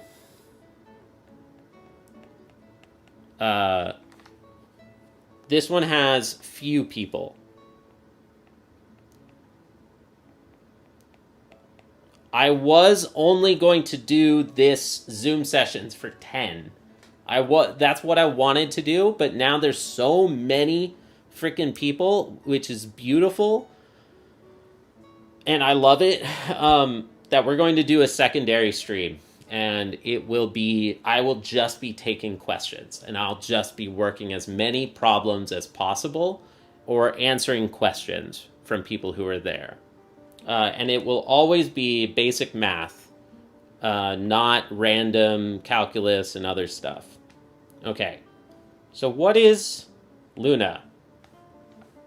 Let's see. Luna, and of course, later tiers inherit the previous tiers.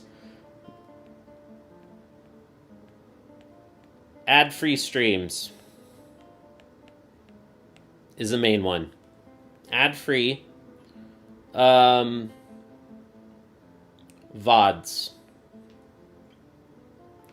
I think that so many people are confused about the live streams. They think that the live streams are the course.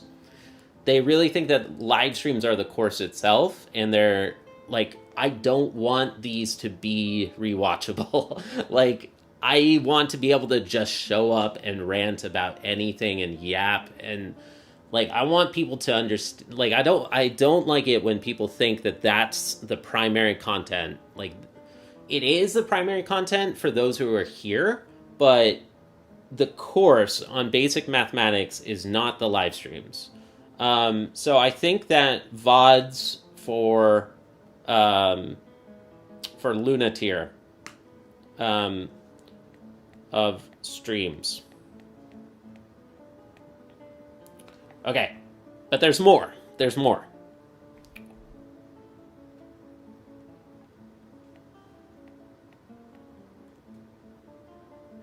At Luna tier, you're going to get one problem request. I will work any problem you want from my books, from my subjects that I work, and you get your name in the book.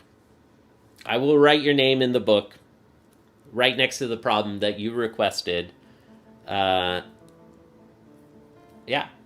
that's it. That's the thing. Tier 2, hobbyist tier. One problem and name every month. You can make one request every month. I'll work a problem that you request, and I'll put your name in the book every month. Deep hobbyist. You immediately get your name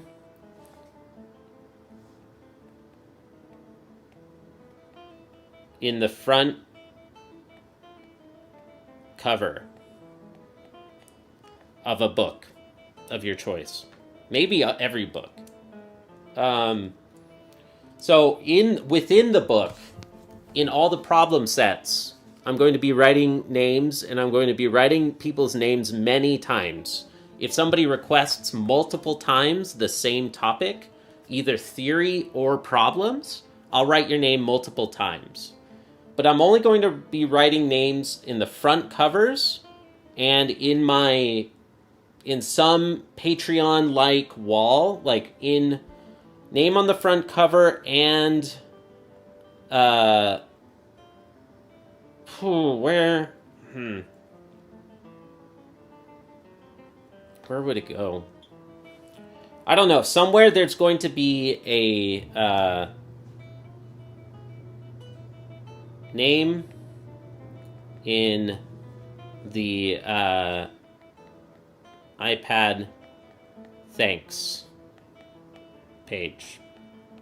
I really think that's going to be accessible. That's going to be in tier 2. Tier 3 is deep. Tier 3 is really deep.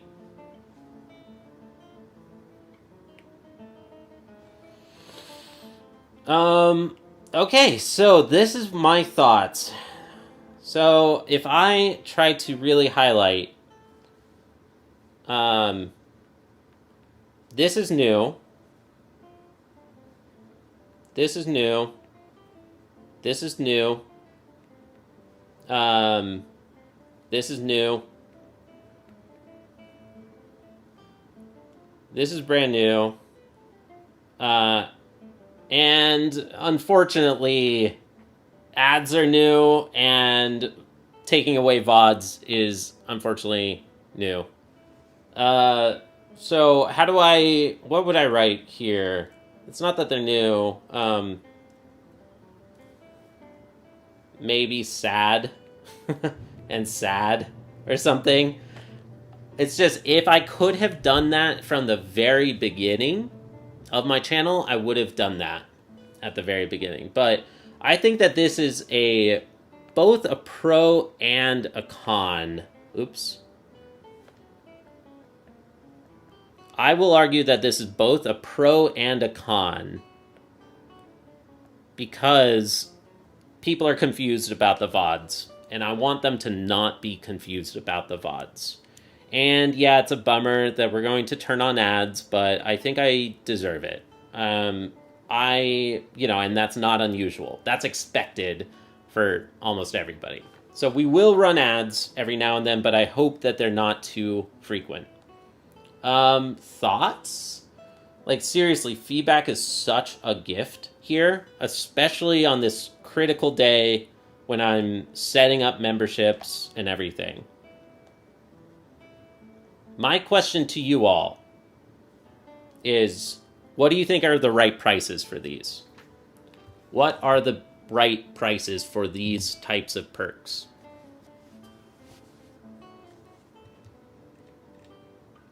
Get a real job? I'm trying, bro. I am trying. I'm actively trying. What's your opinion on us adblock users? Keep going. Go for it. Use adblock. It's fine. Trust me. Like, it's fine. Use adblock.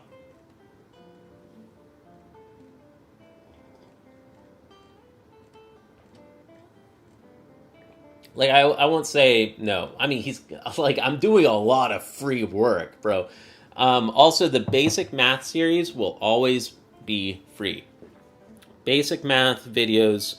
Oh, yeah. Luna, all of these, you also get, you also get the early access to videos.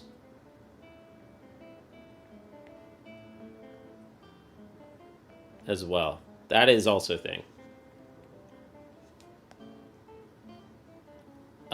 So thoughts?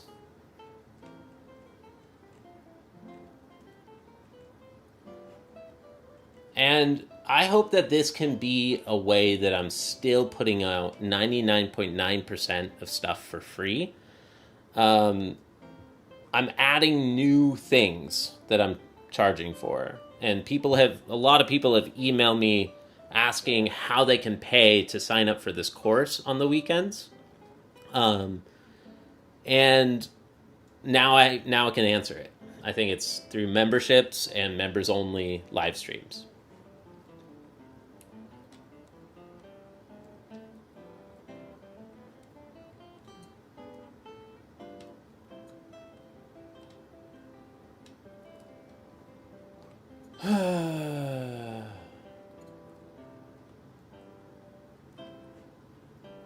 The streams are ad-free so far, but I'm finally monetized. YouTube has finally recognized that I've racked up all the hours.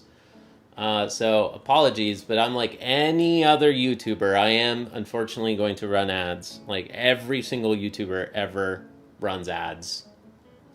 I'm sorry. I'm sorry, not sorry. But trust me, dude, they're going to be set up in places, manually set ads. I'm going to take a break and I'm going to go for a walk. I'm just going to go get some water or go to the bathroom. And I encourage you to too. Like, just take a short break and then we come back and we work some more math. Like, they're just like little breaks because we should all be getting water. We should all be taking quick little breaks here and there. So they're manually run ads. Yeah.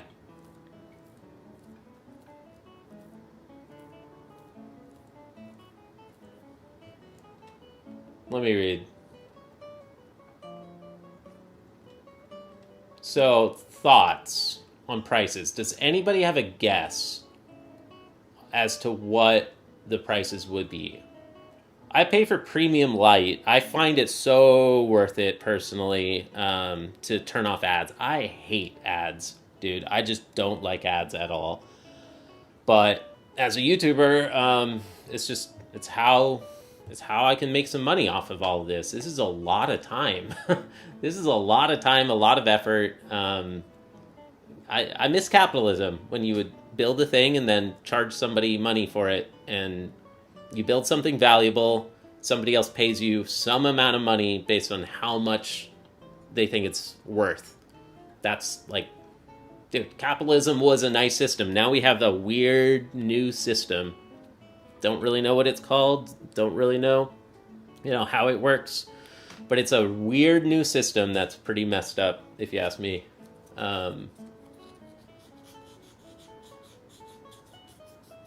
So this is still trying to keep everything free. Like, all the stuff I've been doing is still offered, and it's still free.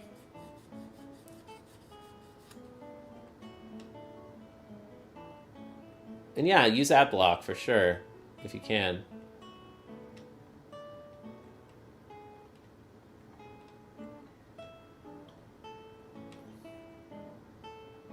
Congrats on monetization. That was fast. It was so much faster than the guitar. Okay, so, all right, nobody has any guesses. Let me tell you.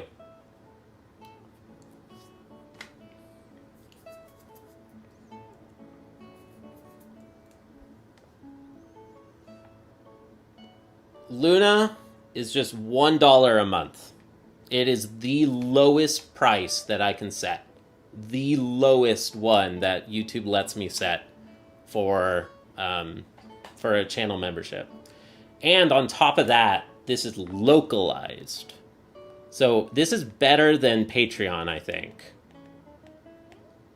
Because it is not just $1 USD in your currency. It is the equivalent for you. So it might be only 50 cents USD.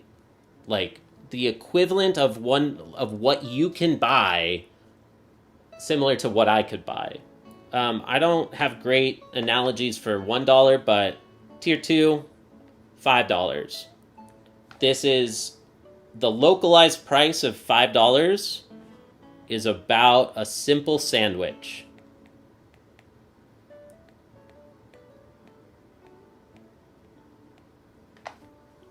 A simple sandwich or a coffee, like a fancy coffee or a simple sandwich. This is per month. And you get access to these members-only problem streams that are discussion sessions. You get to request problems for me to work, and you get your name in the iPad. All right, this one is the course. This is the private, few people Zoom sessions. You meet me one-on-one. Name on front cover. I don't know. This should really be here.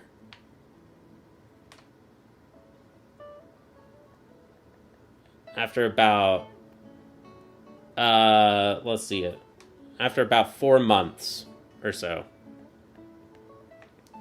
You'll see how that works as we go. And Leroy and others will know how this works from my guitar stream. Let me show it.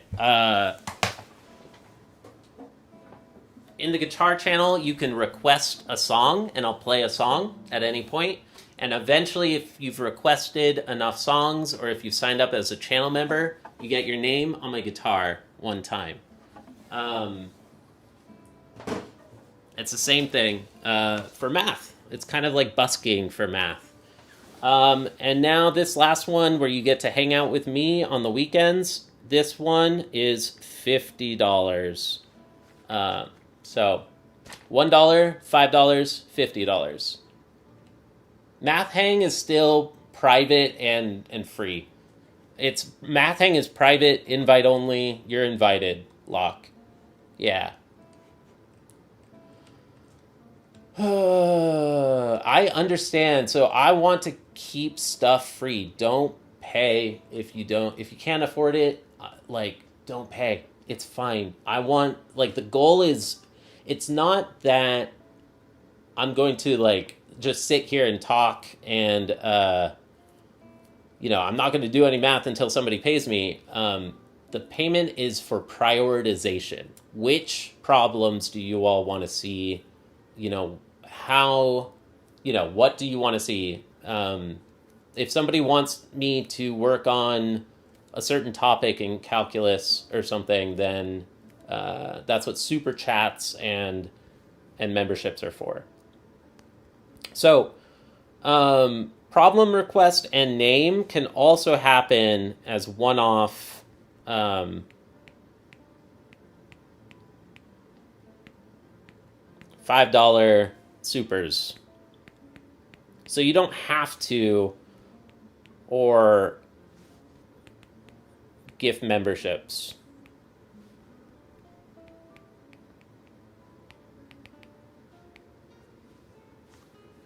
Gifted subs, gifted memberships.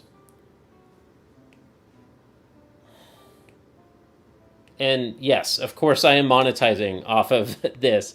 This is a job. This is not just for fun. This is a job, and I'm treating this as a job. If I could have done this from day one, I would have. But YouTube doesn't let you until you prove that it's worth them paying you. It's a messed up system. I think that they should, I could get on a soapbox about this, but they should offer channel memberships on day one. And it's unfortunate that and now it feels like I'm taking something away and things like that. Also, we are also going to get things like members only emojis. You're going to get members only emojis, and you're going to get also like a green username in the chat. Just a sign that you support what I'm doing, and that you value it. So there it is. That's my thought. Feedback is a gift.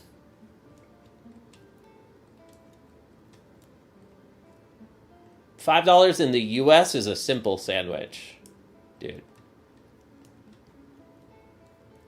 No, see, okay, yeah. This somebody said that that's so many rupees. It's localized.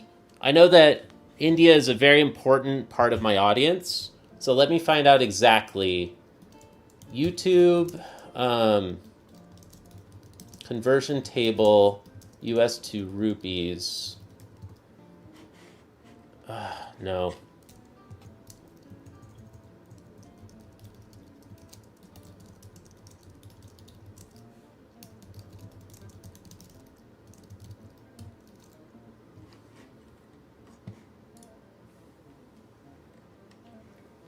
It is 59 INR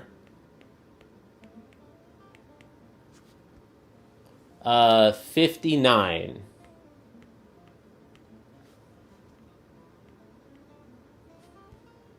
So somebody said like hundreds or something, like 300. Nope, localized.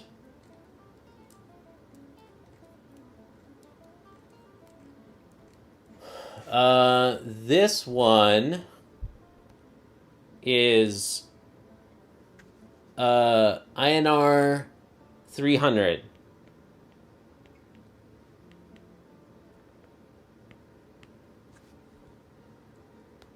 And this one is INR 4,000.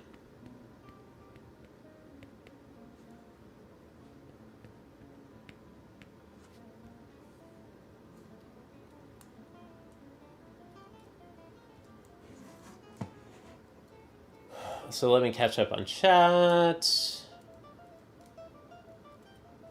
Thanks, Leroy. Appreciate it, dude. And Leroy, you're invited to the Zoom hangs, dude. Yeah.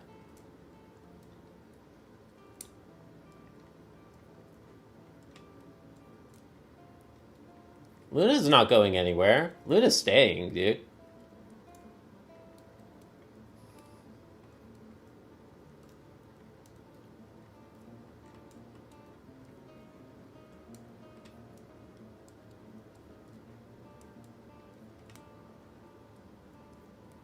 Yes, it's adjusting for localization. Exactly. This is one of the things I think is beautiful about YouTube memberships as opposed to Patreon. If I did this on Patreon, then they don't offer this adjustment. The goal is that, like, you tell me, because I don't know. I don't live in India. I've never lived there. What can you buy with $300 in India? Or with 300 rupees in India? Like, what can you buy there? Because I want it to be equivalent to what we can buy in the US. Even though it means that I don't make as much, right? Yeah, you as an Indian can afford Luna. Heck yeah, that's the goal. I want it to be affordable. Like, bro, I want to allow you all to disable ads and stuff like that.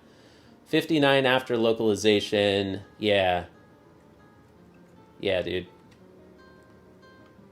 Tier 1 looks pretty affordable now. Yeah, bro. I mean, that's why I'm like lowest price I can. I think it's actually awesome. Like,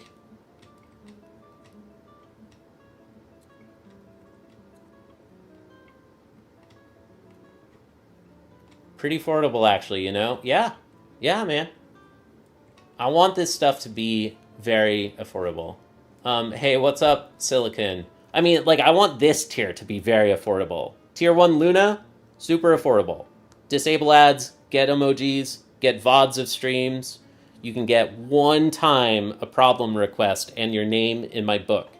And you can get early access to videos. So if anybody wants to do it right now, I think it's available right now. You can do a super chat if anybody wants it. At this rate, you can't even have a sandwich, let alone host a party of monetization of sandwich. Zombie, it has to be calculus from about limits. If you have my book, yeah, it's not any problem, and it will be only like 10 minutes or so.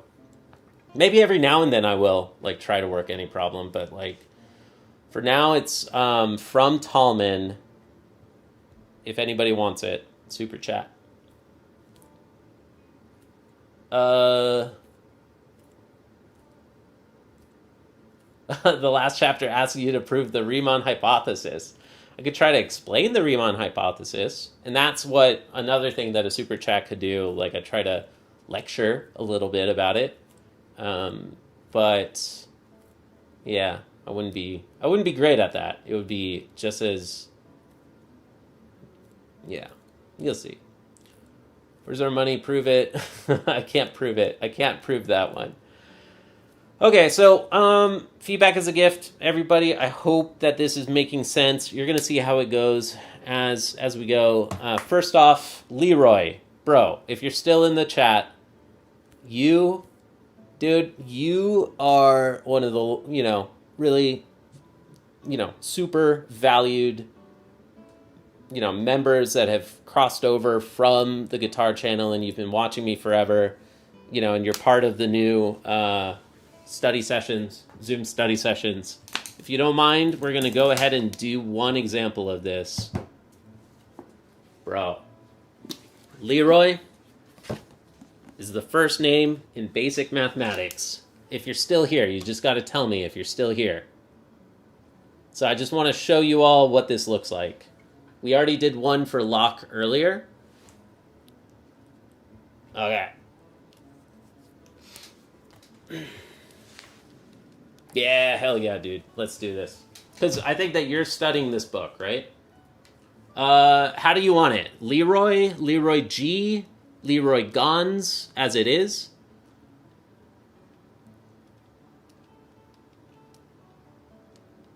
Aw, thanks. Y'all, don't feel any pressure, to pay unless you want. All right, hell yeah, dude.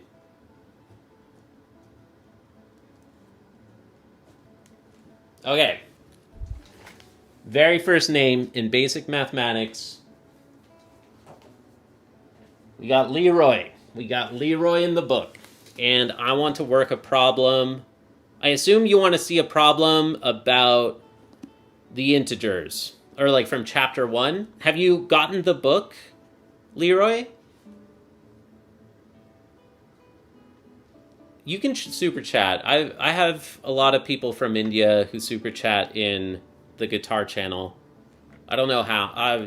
It's possible somehow. Leroy, if there's a problem you'd like me to work from sections 1 or 2, or if there's a certain kind of math that you're interested in, I was looking at your exercises on Discord. I don't remember which exercises. Are you talking about from section 1?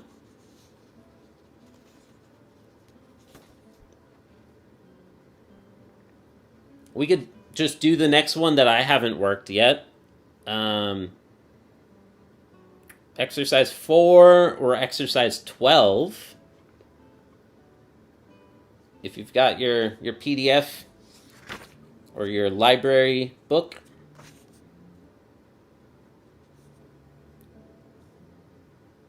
Or I could work like from the theory or something, but I think exercise would be best. I mean, you can always just say your choice. That's always an option.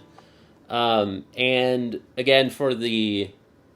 Are you excited your streams are monetized now, JC? Yeah, dude, I want to make some money.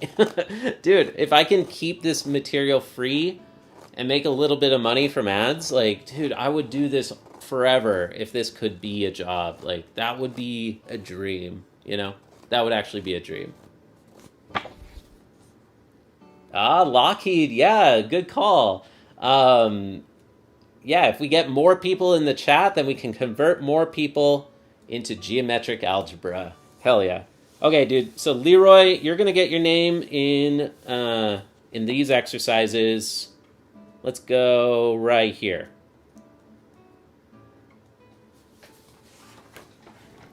Bro, thank you, Leroy. You're right there somewhere. I hope that the camera's zooming in correctly. You're the first name in this exercise set. So you can get your name in the cover once, and you can get your name in the exercises many times. Let's go. So we are going to take a break from calculus, thank God, and work some problems about integers. Maybe today for the first time it's a 2-for-1 or something. I don't know. All right, so this one, I want to work it in my Lang, not episode 1. So I'll take a break from what I'm studying if somebody wants to see another type of problem. So here we go. This is Lang section 1.2 on addition. And specifically, this is going to be exercise. Let's do exercise 4. I really do think, because I know that you are new to this, Leroy. I want to make sure that you see these. So justify each step using commutativity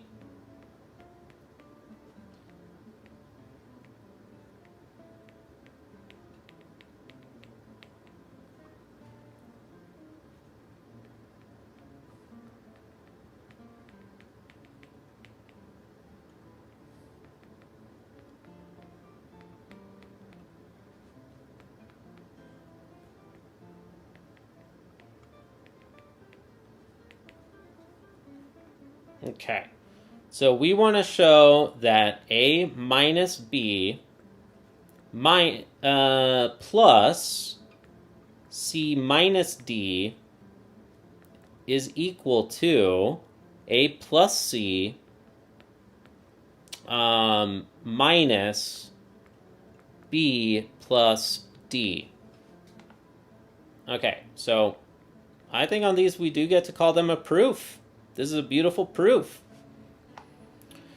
we want to show this identity is true. For example, I love to get examples, dude.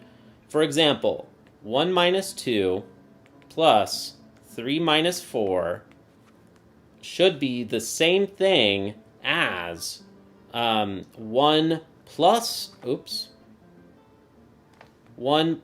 3 minus 2 plus 4, right?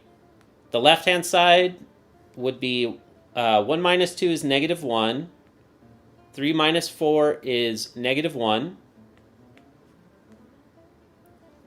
And we're checking to see if these two are equal to 4 minus 2 plus 4, which is 6, right? The left-hand side is negative 1 plus negative 1 is 2, and the right-hand side is negative 2 as well.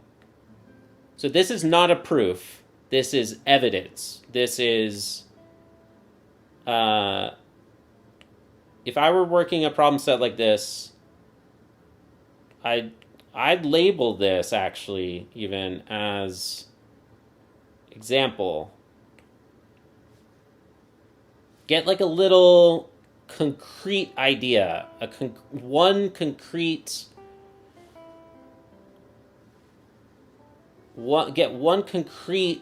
place, like why would this be interesting or something.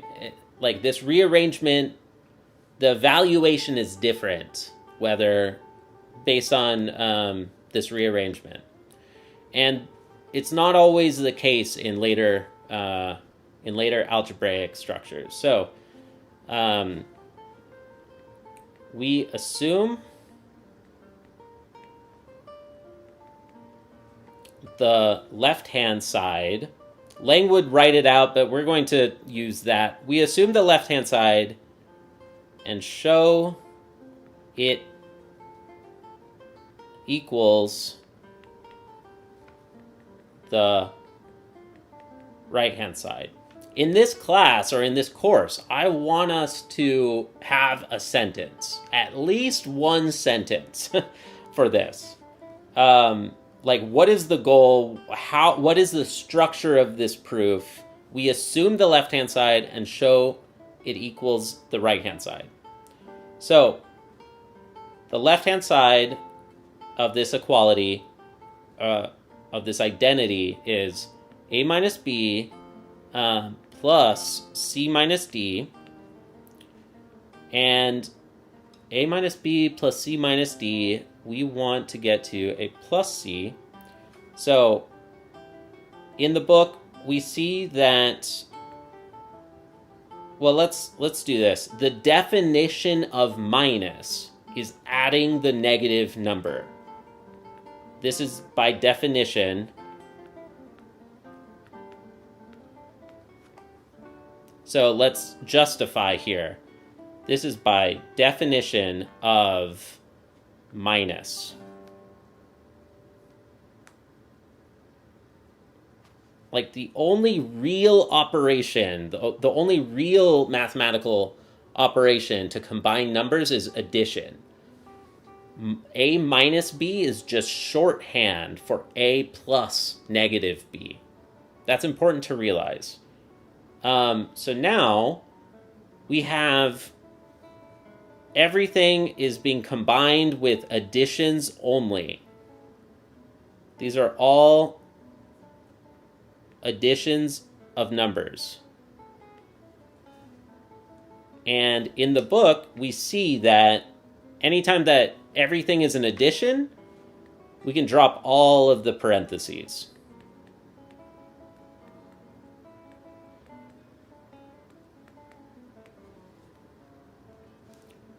And this property is by associativity.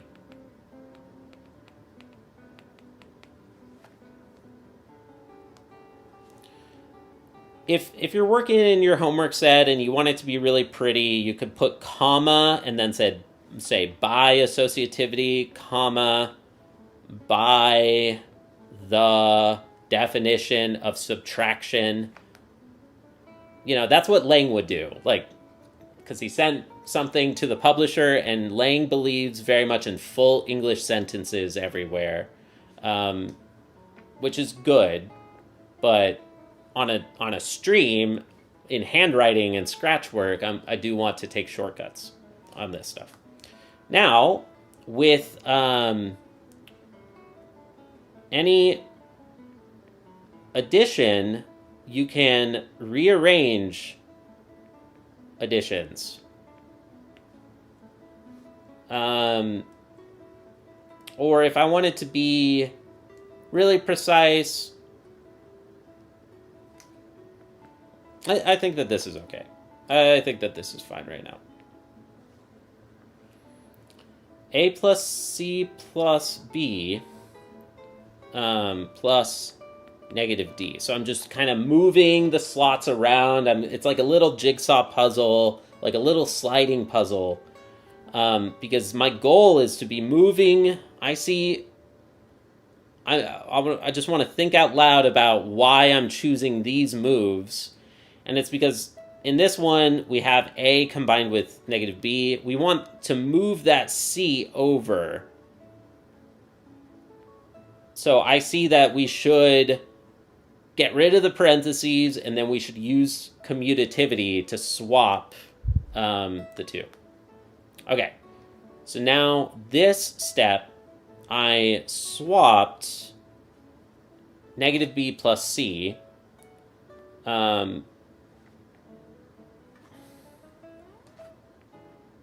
by commutativity. This is that property that you need to know. Commutativity. Okay. We can now put parentheses back in whatever order we want with these additions.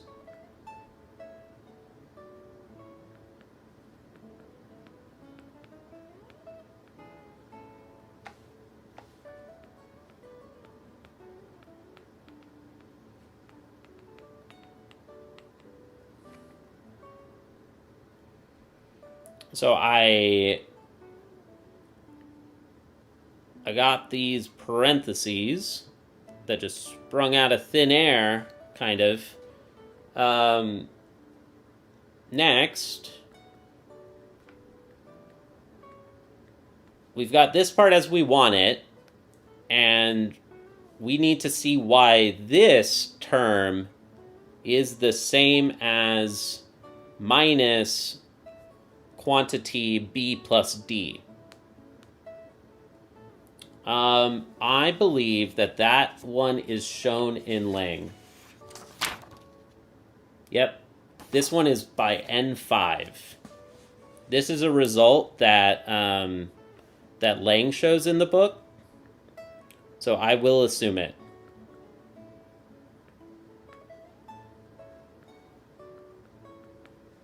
This is a fact in the section. Oops. B and D are not particularly changed. Just the signs of them are changed. You know what? This is a little confusing right now. B and D are changed. They're changed from B, negative B, which is a different number than B. Negative B is a number different than positive B. And D is different than negative D. So I do think I want to show the diff on those two. By N5, we can factor out that common negative. And now this is the right-hand side.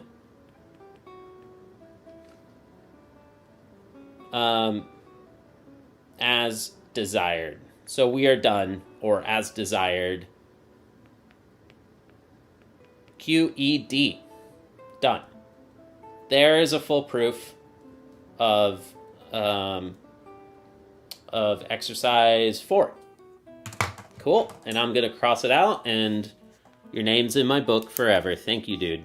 Appreciate you very much.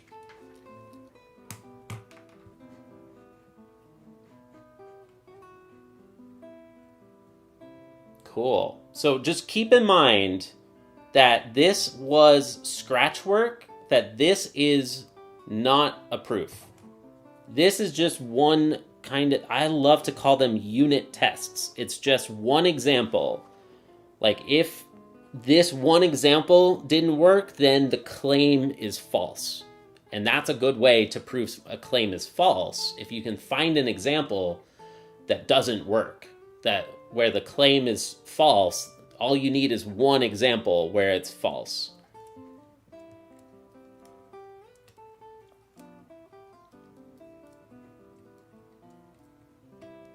Airball generator, I use Notability. Not sure if you're still there.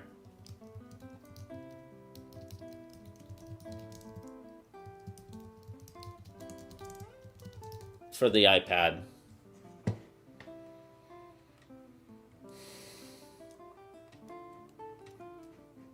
Okay, cool.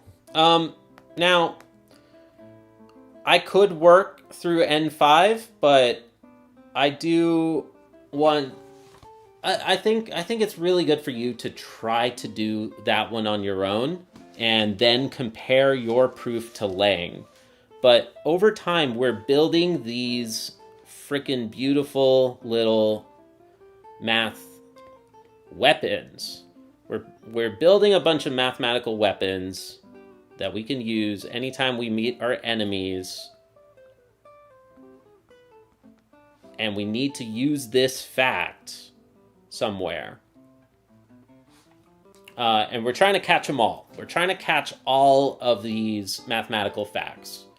So in Lang, we built this one already in the past, and there's a proof that you should try to work on your own.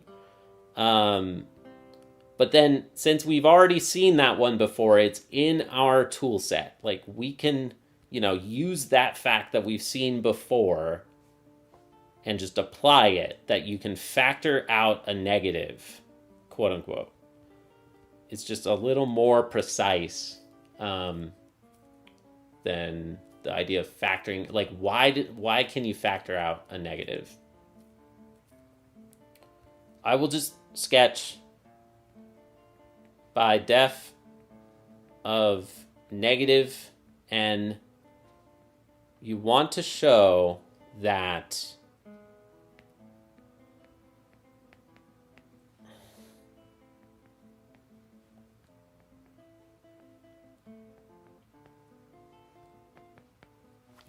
this is your goal. If you can prove this, then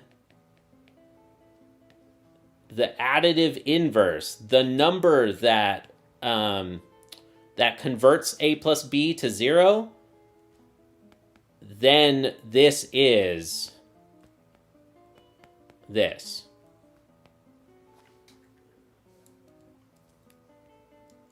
And it's not too hard to show it, I think. But this is the sketch. This is the idea. And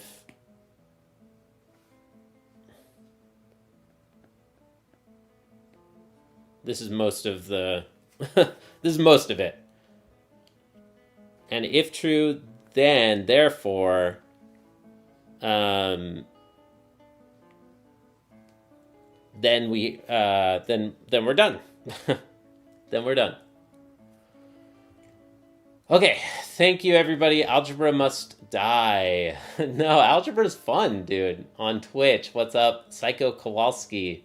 How's it going? This stuff is fun, actually. It's like a game. If you like puzzles and board games, it's so much more like that than how you learned it. I really, really insist on that. Any questions on that, Leroy, or shall we move on? You want to... I hope that makes sense. All right, we're starting to put names in the book, just like in the guitar channel. Okay, thanks, everybody. So we are done. I'm going to be right back.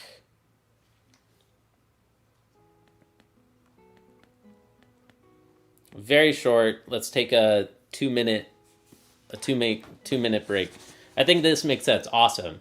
It should, like, after you do a couple of them, they start to feel not too tricky, and you get the idea. But it's about writing out the argument. Like, you still need to write out an argument for, how do you show a claim like that? Like, what are you supposed to do? And it's all about all the individual steps. By associativity, I unwrapped all of the parentheses at once, but you could do it in 2 steps. Commutativity, same thing. Like, you could get a little more technical and like do one individual commutativity, one individual associativity at a time. And at this point, this is where there's some artistry in math. Like, deciding that this proof is more clean or more readable, more understandable if you omit some details. Like, this is technically by repeated associativity,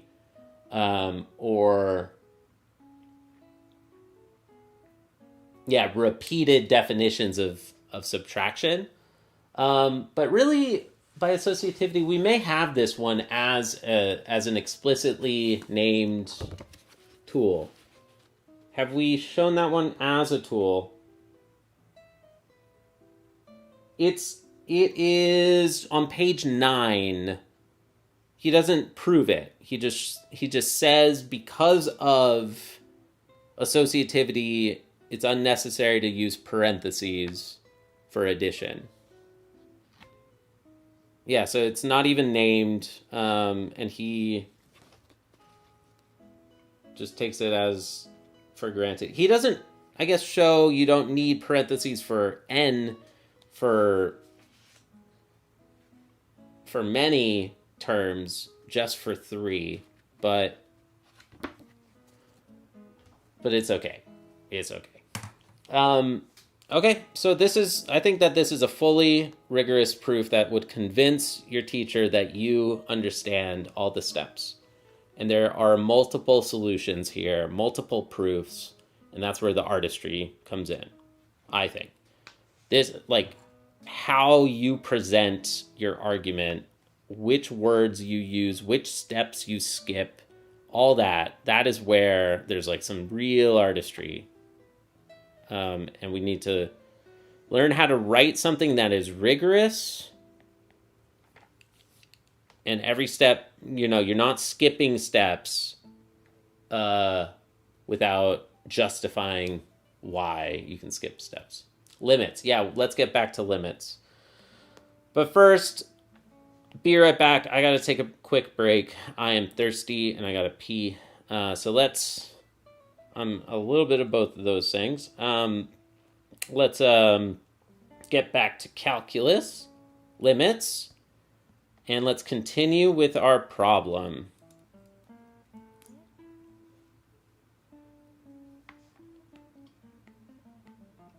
Be right back. We're going to continue on parts G and H next. All right, be right back, y'all. Thanks. Yeah, thank you. Thank you, dude. All right. Be right back. How do I do it? I never do these. All right, thanks for watching.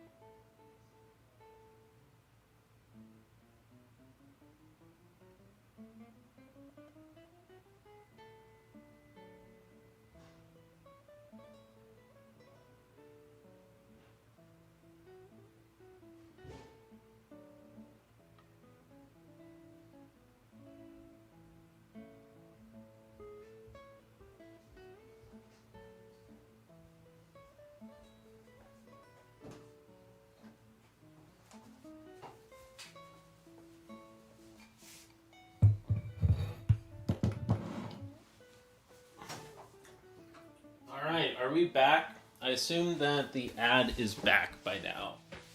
Or the ad is done by now. What's up, everybody? Let's get back to calculus.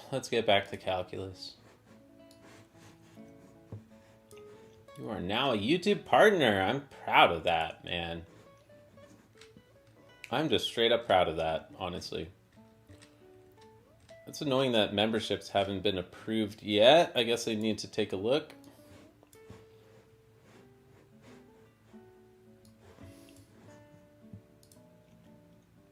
Oh no, ready to launch. Let's go, dude. There it is. We've launched. Memberships are now available. If anybody wants to become a member, you can get problem requests. It's kind of like busking. As a musician. But then everybody benefits from it. Like, everybody still benefits because I'll work a problem. Try to work a problem. Thanks for watching. Thanks for being here.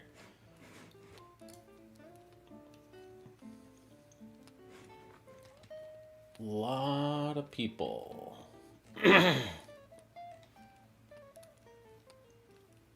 Okay. Nice. All right, let's get back to calculus. Let's get back to limits. True or false? The fact that guarantees that proves that.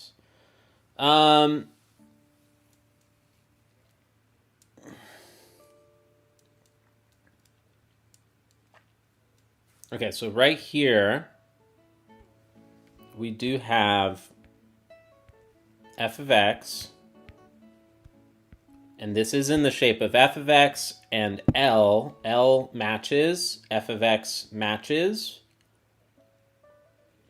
and the fact that it's less than 0.5,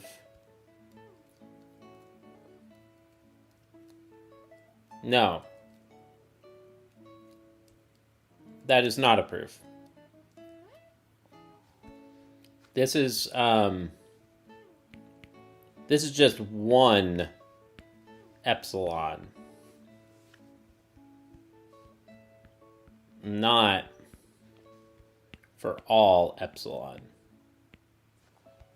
So just because we've proved it for this level of accuracy or this level of required tolerance, this statement only shows it for that it's that inequality set is true for one specific epsilon. For limit is that means that for all delta greater than 0, there's some epsilon greater than 0, such that if that, then that. Nope. Part H is also false. It makes you realize that it's not for all delta. There is some epsilon. It should be...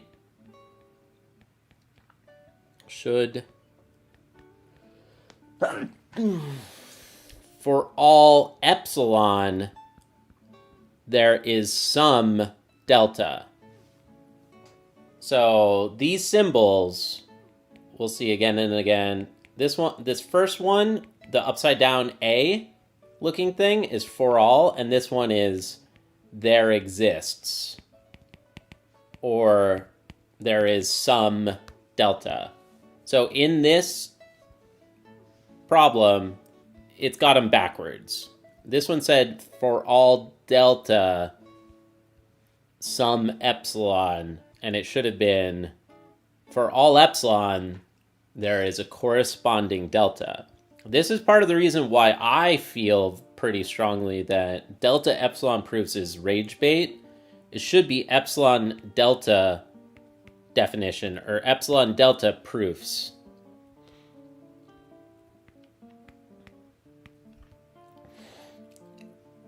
When you pick an epsilon, then you find it leads to a delta that depends on epsilon. You first define the tolerance, and then based on your tolerance, that defines an effort value or an accuracy, like a required accuracy or something. Yeah, does that make sense? Are we back from ads? What's going on here? I don't understand how things work here. Yo, we got 47 likes. We got 9 viewers at the moment. Dude, thanks everyone for being here. It's crazy. Appreciate it. 13 viewers. All right, so we've gotten A through H. And was that it? Is that the last one? Heck yeah, dude. We did it. Done with that problem.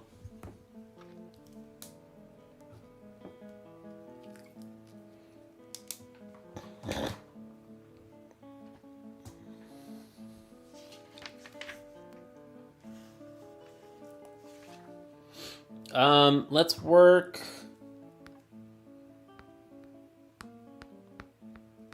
skills.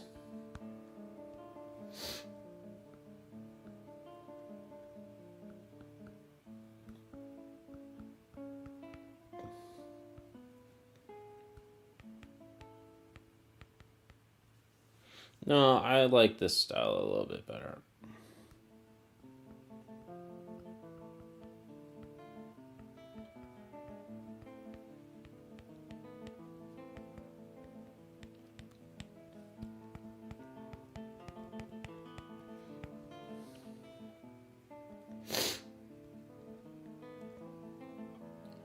This problem is going to say, use algebra to find the largest possible delta or the smallest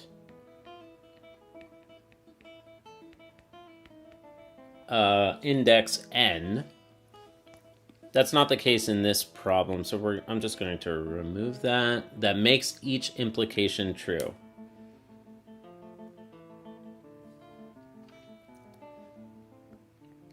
So I'll reword that as so that if 0 is...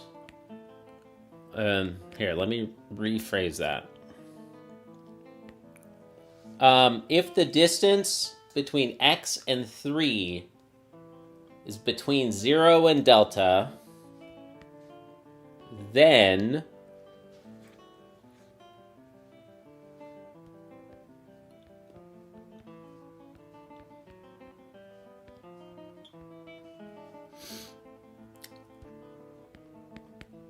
(0.2). So in this problem, our tolerance level is 0.2. This is our epsilon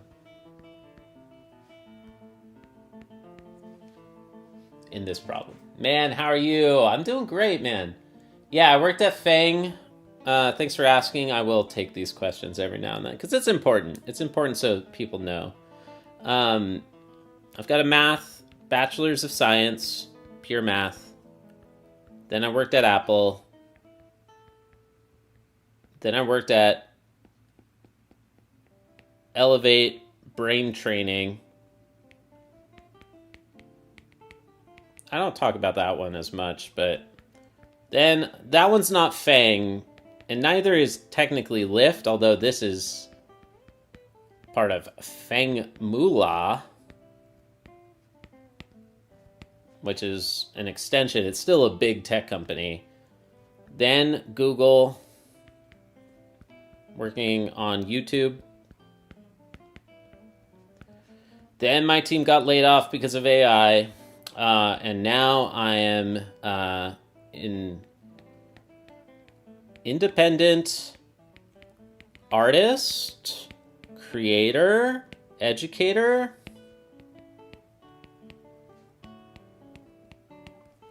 entrepreneur.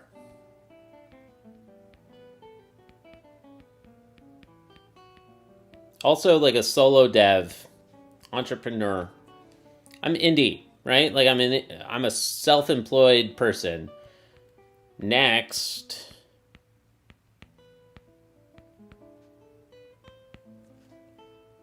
School teacher. This is my new goal. School teacher. Even if I blow up on YouTube, I still want to become a frickin' school teacher. That's next.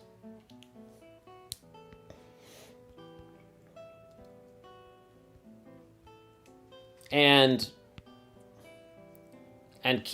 also keep doing this stuff too.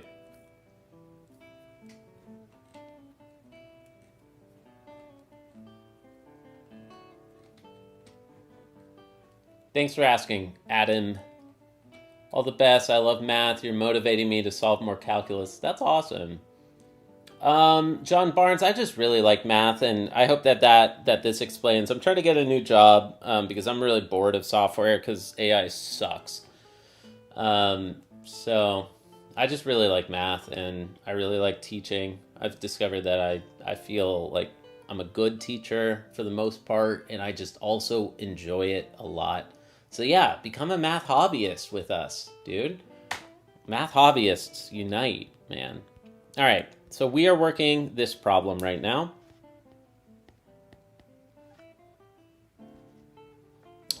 Use algebra to find the largest that, so that if this, then that. Okay.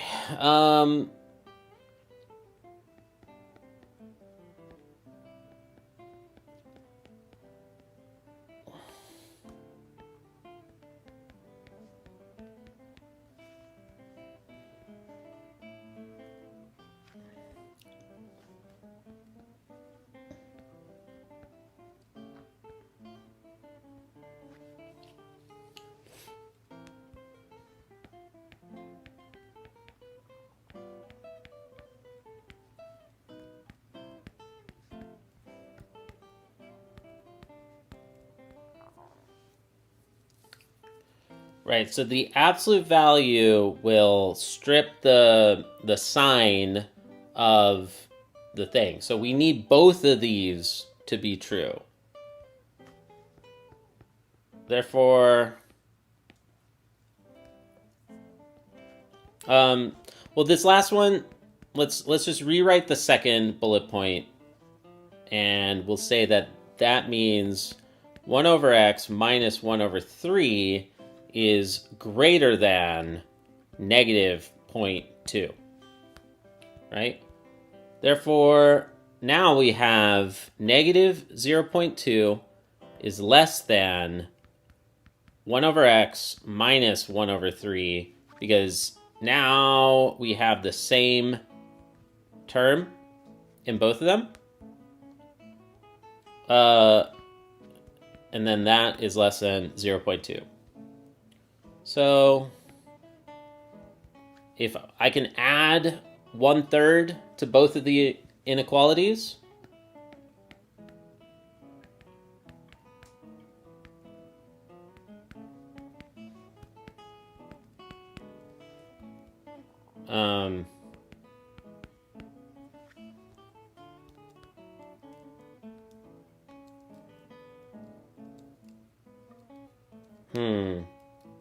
But we want to get to this form, absolute value of x minus 3.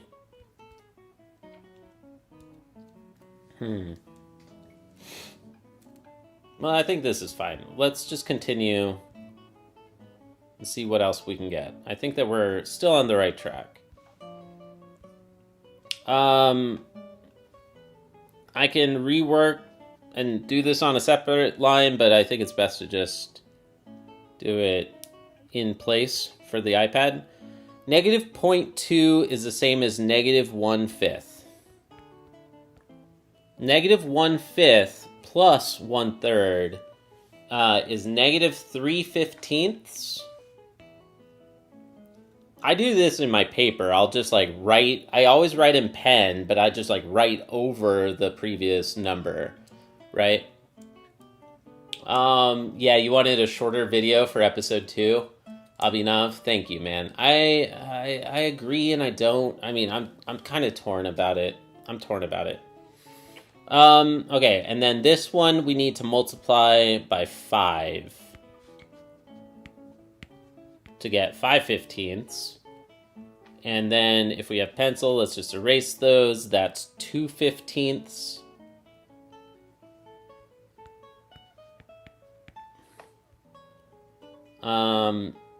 And, oh wait, these were negatives, weren't they? They should have been negatives. And then this one ends up being positive 2/15. Okay. Do the inequalities flip? I don't think so. Oh, well, you do if x is negative, don't you?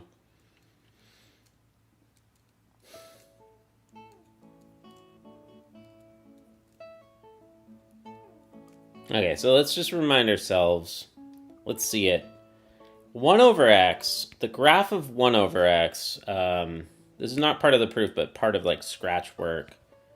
The graph of 1 over x looks like this, right? So all x that are between negative 2/15, which is somewhere down here, and then positive 2/15, which is somewhere up there, like scaled, you know, scaling is not, you know, like we're zoomed in a lot, but then that means, so if the y value is between those two, then the x values, yeah, the y values need to be less than that line and greater than this line, right? So we need all x values less than this point and all x values greater than this point, right? So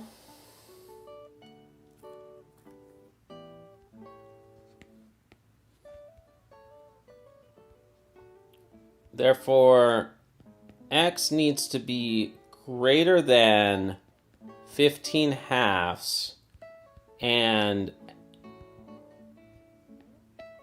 or x is less than negative 15/2 when we take the reciprocal. That's how algebra handles an inequality like this, it seems like. Yeah. Okay, 3/15 plus 5/15 is 8/15, not 2/15. My bad. What did I do? Thank you. Thank you. I'm so dumb. Oh, yeah. Oh, yeah. Because this one was negative 2/15. Thank you. Yeah, positive 2/15. Yeah, we're still adding 1/3 to both sides. Appreciate it.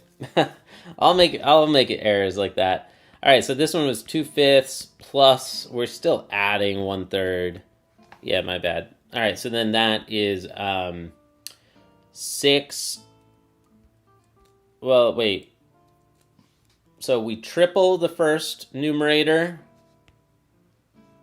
right? We triple the first numerator. I got something different than you. And we quintuple the second. And now we get 11/15. I don't think that's what you said. It's actually, yeah, it's not 3/15, but it's 2. What am I doing here? I'm messing up a lot right now. Did I? No, 0.2 is 1/5. Did I do that correctly? It's not 1/3. Oh, no. 2/5 is 0.2. And I added 1/3. Yeah, okay. No, that's correct. Okay, so this 1 over x should be shifted a little. or like the window.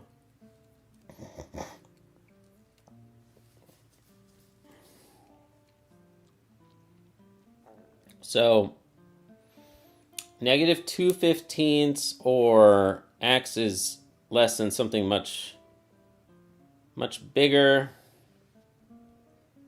It doesn't matter exactly where they are. I'm just getting an idea of this, right? Then this interval is much smaller. Thank you for catching that. So we get a little more on that interval.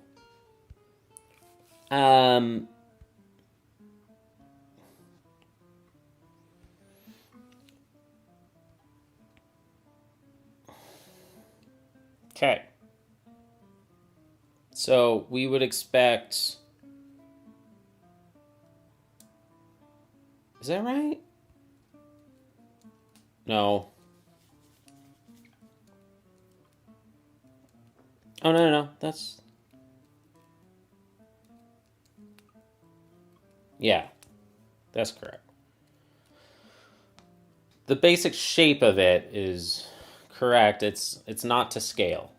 But then we have x is greater than 15/11.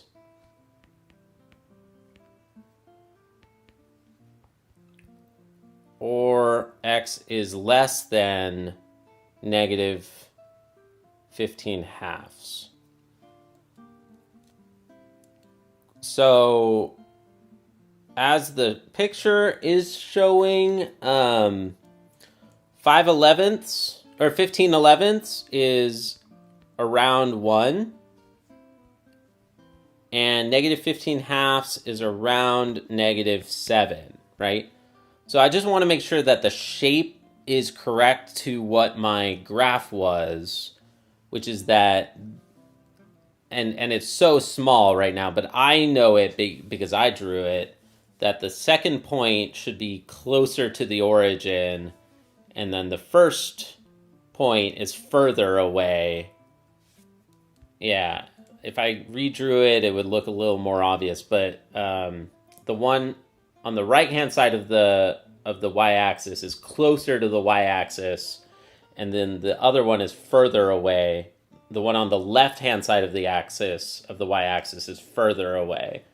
But this is just to make sure I get the basic structure here. All right. Then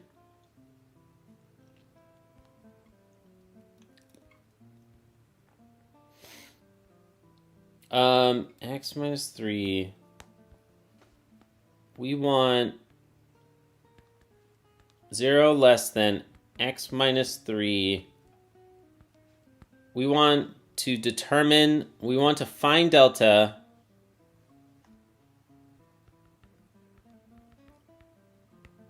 such that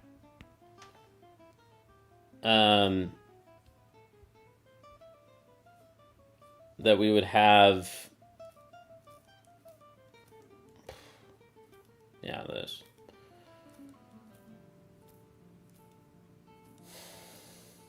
Well, x is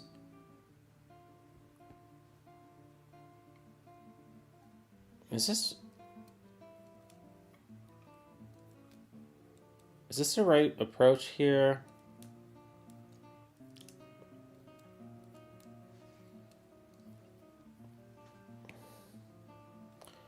In the first case,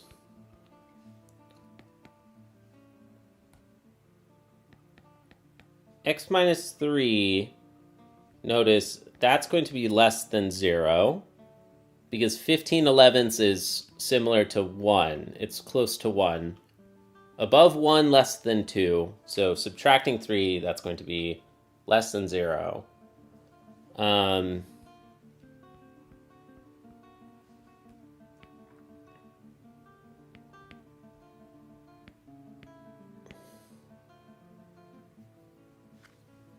And then in the second case,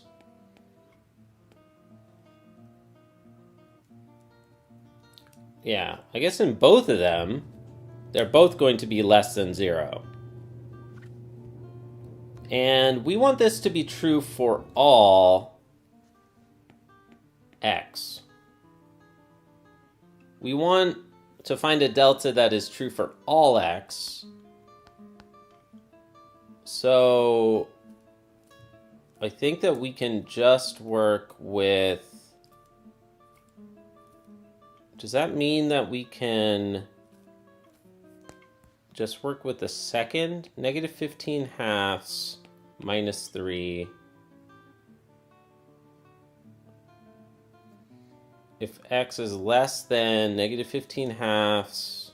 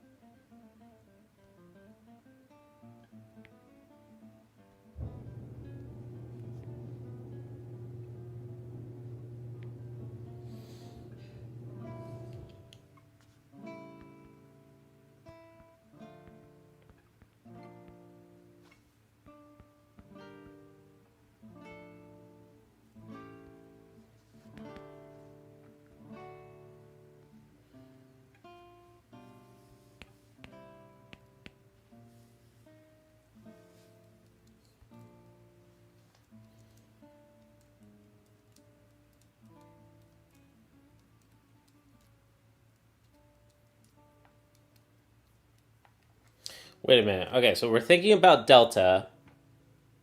X minus... Wait. The distance from...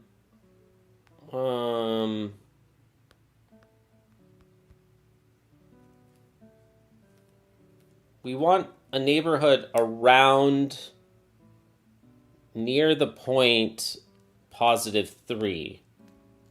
So in the graph that we have, 3 is somewhere on the right-hand side of the y-axis. And we want to find a neighborhood around this point. Some delta neighborhood. So this is 3 minus delta, and this one is 3 plus delta, right? Which will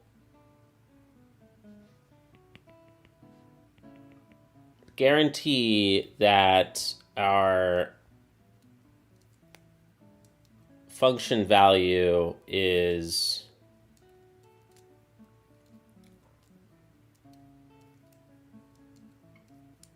such that the function f of x equal 1 over x is close to 1/3. And the tolerance for this like approximately equal, the tolerance is epsilon. For every point in this. And we want it to be approximately equal to 1/3. So if I'm drawing things to scale, then 1, 2, 3, it's probably something like here-ish. And we want this window to be plus or minus 0.2 for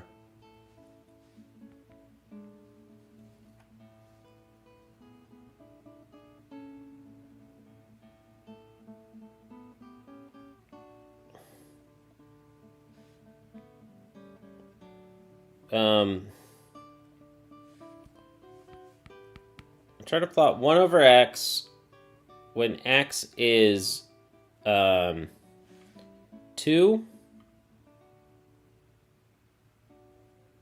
It would be somewhere like around here. And when x is 4, 1, 2, 3, 4-ish, it's going to be less than. So my curve is going to look something like that, I think. And we want everything to be almost, like all of the y values to be within that neighborhood.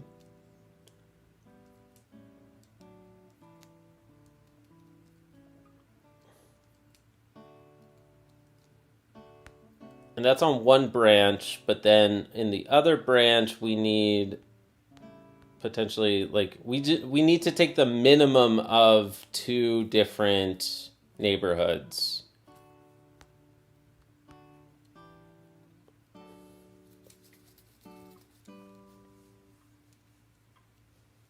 How do I do this?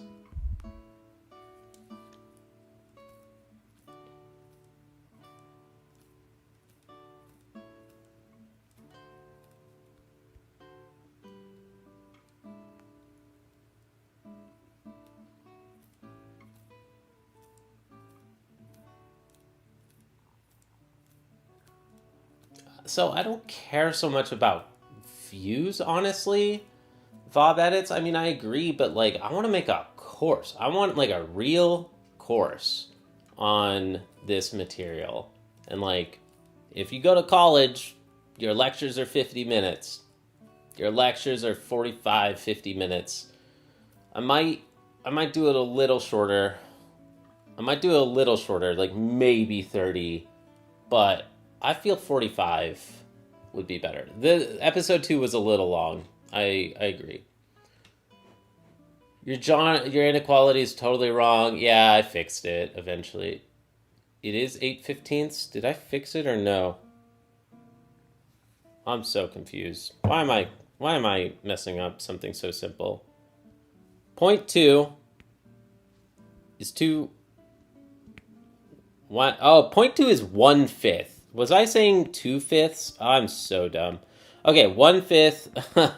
Okay, 1/5 plus 1/3. My bad. Yeah, you're right. Okay, I was saying 2/5. I was thinking 2/10 and fifths at the same time. Yeah, I was thinking 2/10 at some point. You're right. That is 8/15, isn't it? There we go. You see, I'm gonna make mistakes all the time too. I see it.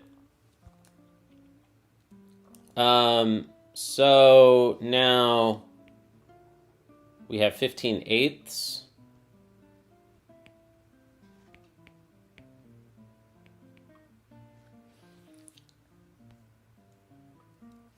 Which is just a little less than 2, and negative 15/2, which is close to -7. For the sake of drawing this thing.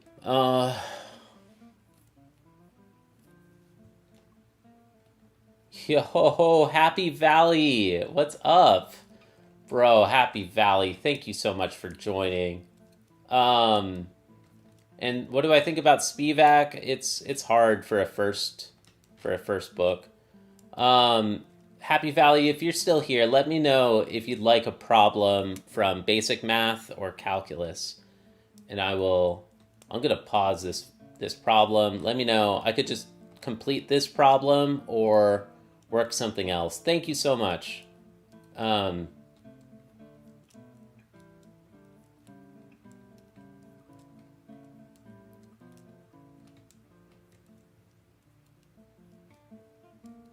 not going to read chat constantly while I'm working the problems, because then that's not like the regular way of working problems. You all can't check chat. You all don't have somebody, double checking your work the whole time while you're working.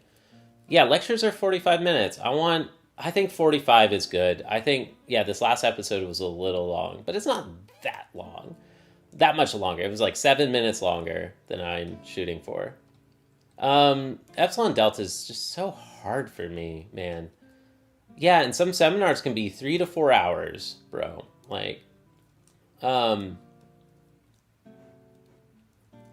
It is my channel, my choice, but I do want it to be accessible. There's going to be a variety of types of videos. Some are going to be longer, some are going to be shorter. Well, anyways, thank you so much. If they're not here, they may have seen it. They may have joined from the videos. Happy Valley, thank you so much. I'm going to write your name in my book on this problem.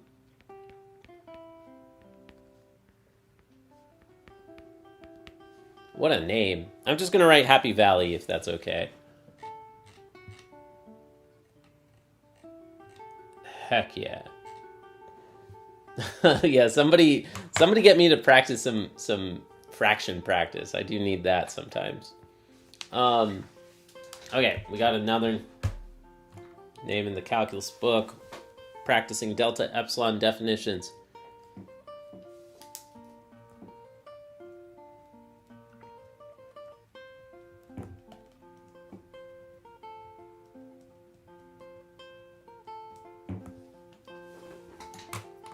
Partial fraction practice. Starving for integrals. Thank you so much, Happy Valley. I appreciate you very much. Thank you. Okay. And we got Levi in the chat. Dude, Levi. Representation theory? Dude, you're like one of the like super regulars. I wouldn't be here without you and Leo lectures and friggin' Locke. So, do you want the name? You get one special name, like in a cover. Do you want it in representation theory or calculus or basic mathematics? Which one of these? I'm not going to work a problem right now, but, you know, I want to give you the special one. That's okay. You're a JE aspirant, Route Junior. Man, I don't like doing delta epsilon, epsilon delta proofs. I don't know why they confuse me so much every time. Let's figure it out. We can do this.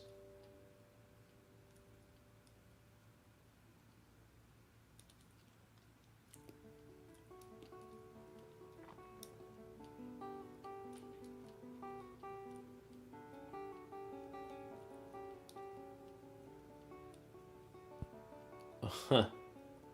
3-hour stream. Yeah, man. Busking. All right. I don't know if Levi's still in the chat. All right. Well, thank you. I appreciate y'all very much. Appreciate y'all. 20-hour stream. Yeah, today could be the marathon. I'm down to do a long stream today. I will say, like, if I'm getting monetized and people are like tipping to see math problems, I'll probably also be doing longer streams. Like, I'm a little more motivated to do long streams. So that's another reason why getting monetized is a pretty cool achievement for you all, or like a way that this is going to be making the stream better for you all, not just for me. This is the problem. Levi. All right. Oh, you just came. Oh, weird. TMI. Representation theory. I'm going to put your name in this one. I feel like this is the book that you would support the most, right?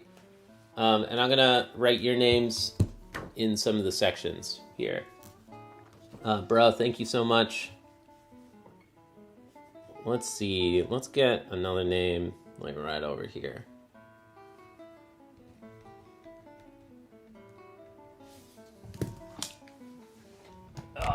Dude.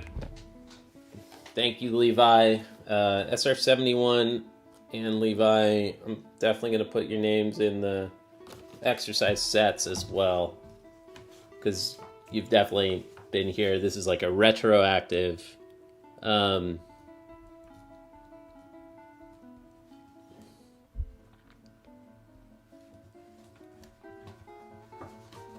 I'm becoming famous again and again.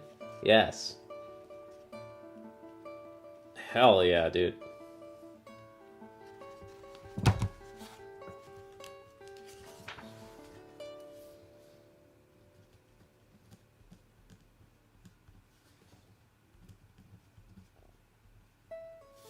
Heck yeah. All right. Your names are at the bottom of those problem sets.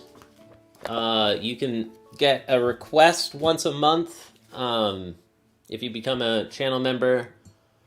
But yeah, definitely just thank you. Thank you for, all your support and for hanging out in all these streams. Like, this is a gratitude practice. It's a way for me when I'm studying math, for me to just remember all the freaking people out there who are helping me along the way. What's Kohn video? It's a blip now. What do you mean? Like the Kohn video being the, like it's short compared to a 3-hour stream? Or the Kohn was like no big deal as an achievement compared to this stuff? Is that what you're saying? What's up, Skittles? Oh yeah, 10K is nothing to me now. Yeah, that's true. Yeah, 10K is like, chump change, dude. Chump change.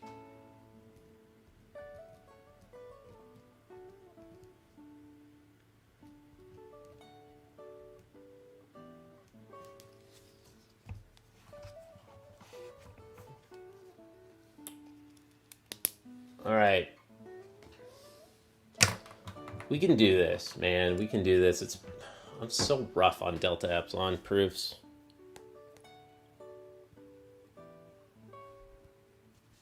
I want to start over, fresh sheet of paper, and we're going to get back to where we were fast, I hope. So if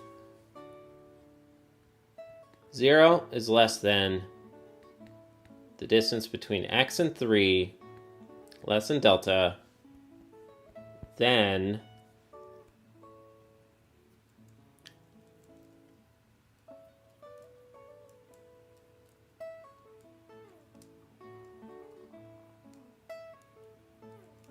can I think of that as the distance between x and 3, or should I also be thinking of that as x and -3 as well? I think that this is...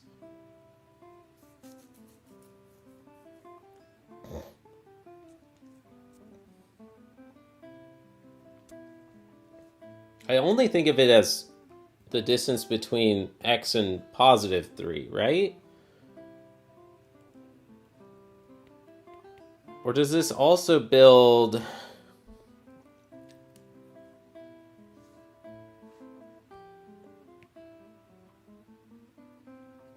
Do I also do the same thing for the negative side of 1 over x?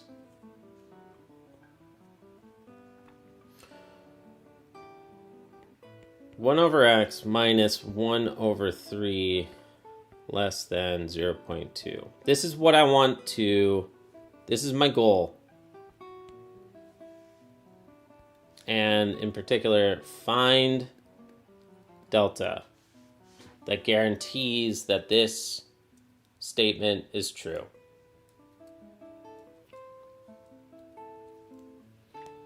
So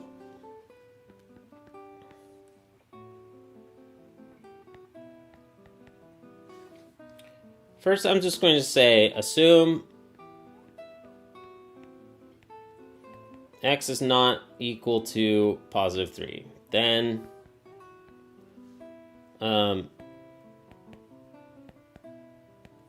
so that this is greater than 0.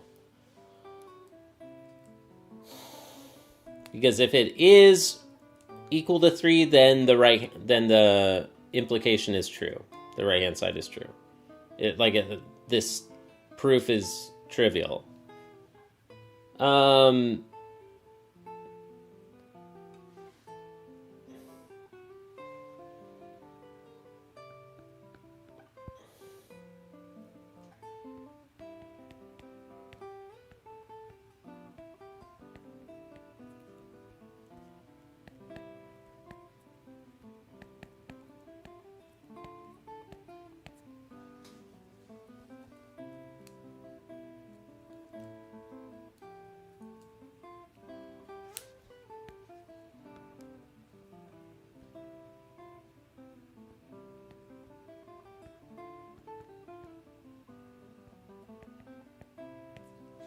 So this is the statement that we want.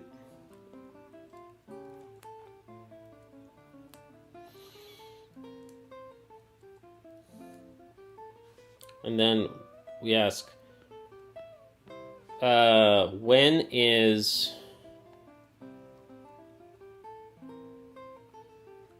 we want negative 0.2 to be less than 1 over x minus 1 over 3 less than 0.2, i.e.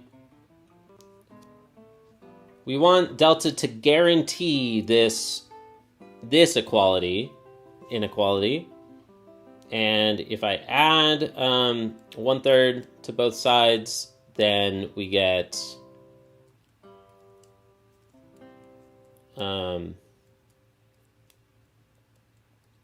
what we had before. So 1/5, negative 1/5 plus 5/15. Negative 1/5 plus 1/3 is the same as 5/15. So 2/15 less than 1 over x less than positive 1/5 plus 1/3. Positive 1/5 plus 1/3 is the same as positive 3/15 plus 5/15, 8/15.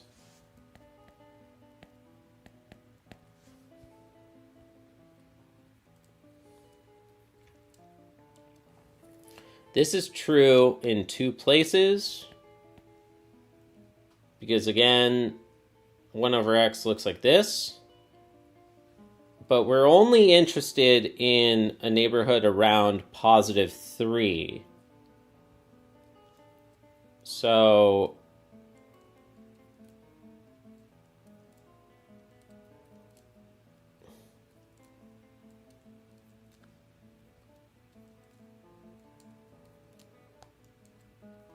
so then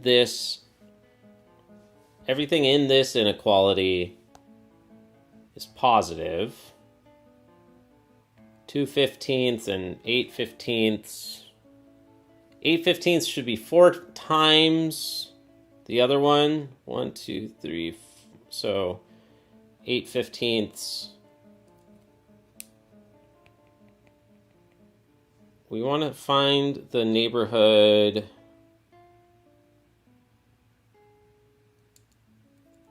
Okay. I mean, I didn't draw it accurately. To scale this. It's not to scale, but there should be some portion of the graph that fits, like even if the delta neighborhood needs to be really small. So I believe that, when x is equal to 3,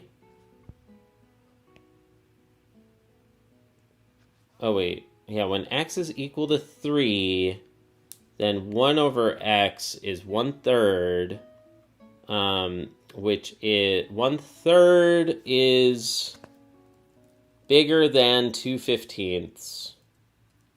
So we should have 2/15 is similar to 3/15, which is 1/5. It's a little less than 1/5.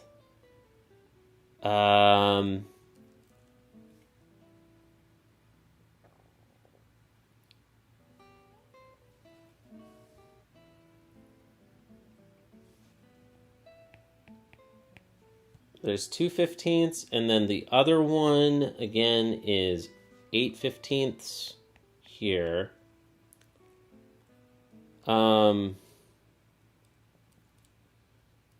Which is still less than 1. It's only a half. It's like approximately a half. So when x is 2,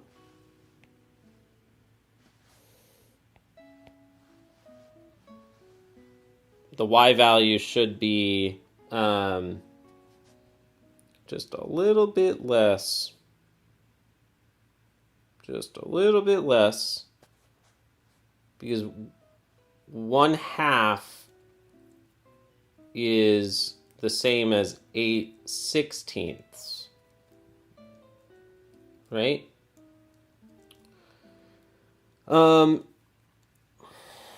Let's clean up here.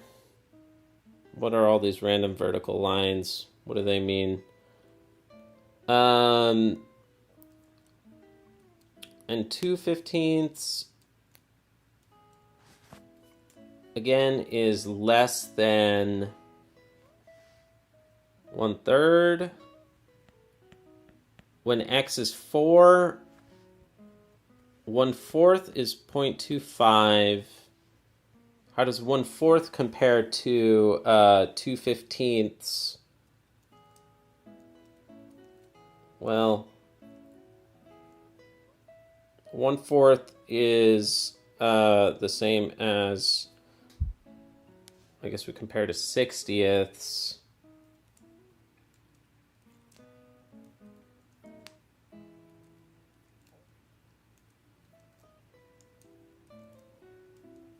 I want a graph. I mean, the problem also asks for a graph, so I think it's valuable to just do it while we're figuring out this problem. Anyways,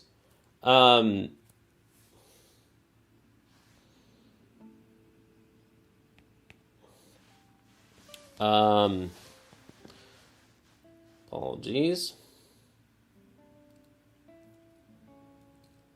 Well, 2/15 is certainly less than 0.2, and 1/4 is bigger than 0.2. So 1/4 should also be within this band. 1/5, again, we have the same thing. 1/5 is 0.2, and 2/15 is less than 0.2. So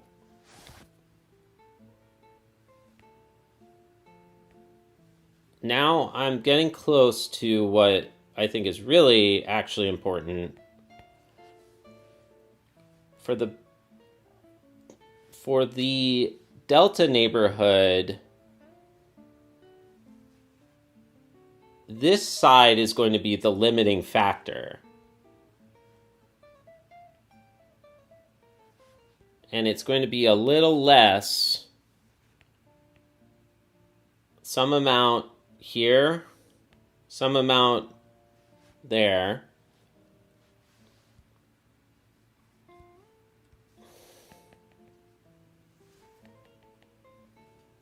And now for every x within this neighborhood,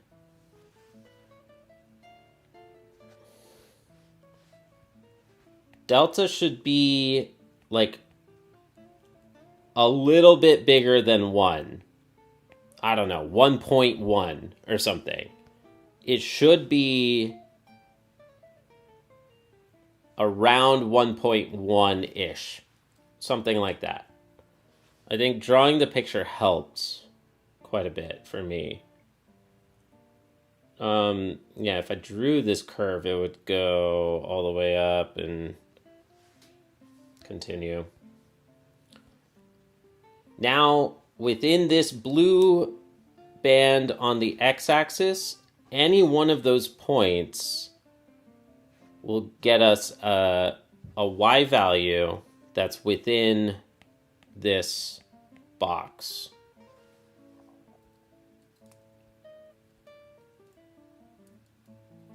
So now I've solved the graphing part that the question asked for. Let me check chat and make sure I didn't make any major mistakes. Did I mess this up anywhere? No. All right. It's been a long time. Man, I'm rusty on these. I am rusty on these. But I think it's going to be 1 point something. Nice. Yeah, y'all should be studying your own stuff as well. Okay, so now we expect delta to be around 1.1. So we have 2/15 less than 1 over x less than 8/15.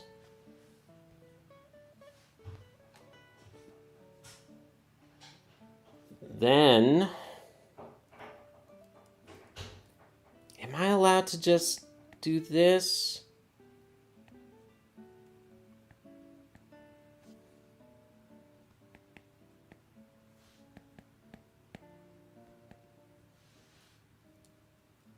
Yeah, I felt like when you take the reciprocal, it's more tricky than that, because this inequality doesn't make sense. X being bigger than 15 halves, X can't be bigger than 15 halves and less than 15 eighths. So I felt that is incorrect. We need to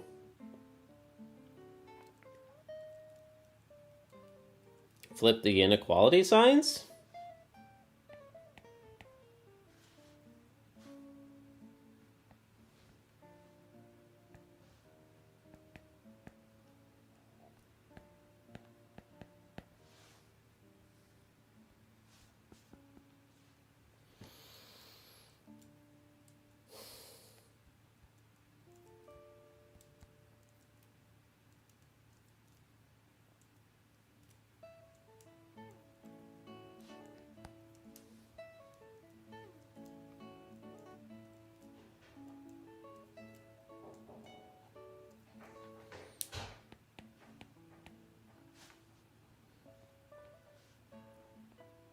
Therefore, I can subtract 3 from these.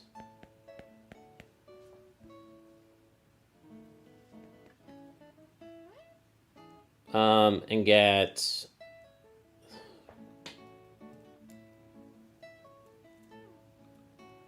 24 eighths. 15 minus 24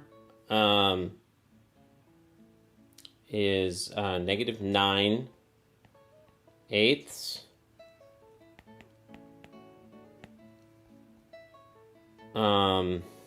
And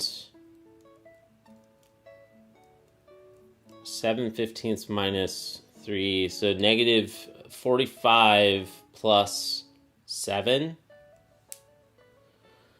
Negative 45 plus 7 is negative 38/15.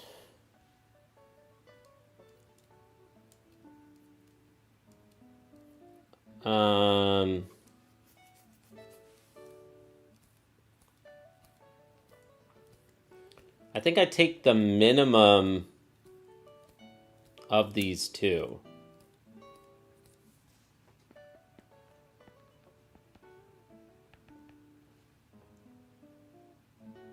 Of the absolute value of both of them.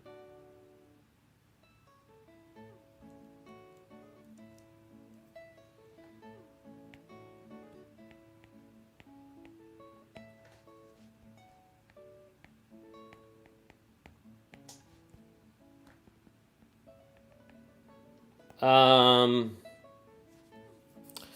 38/15 is a little bigger than 1. 9/8 is also a little bit bigger than 1. We can do our algebra to figure out exactly, but let's find... I'm just going to ask ChatGPT for this one. 9/8 is 1.125. Oh, I could have gotten that one, but 38/15 is 2.53, and the minimum of those two is 1.125. In other words, 9/8. Oh, yeah, of course. What am I doing? Yeah, 38/15 is bigger than 2. 9/8 is a little more than 1. I should have seen that without ChatGPT. I blanked for a second. Okay. So the minimum of those two, 9/8 is close to 1, 38/15 is bigger than 2, and exactly as I predicted with my graph, look at that. I predicted this, that delta would be similar to 1.1, and in truth, delta was 1.125. So we got it. I'm pretty confident that delta is 9/8, and here's our graph, so we are done. Okay, man, it's been a long time since I've worked epsilon delta. Yeah, y'all got it already. Thank you. I'm glad that y'all found it as well. Or were you just finding the minimum of those two? Because yeah, I should have realized that immediately. But oh well.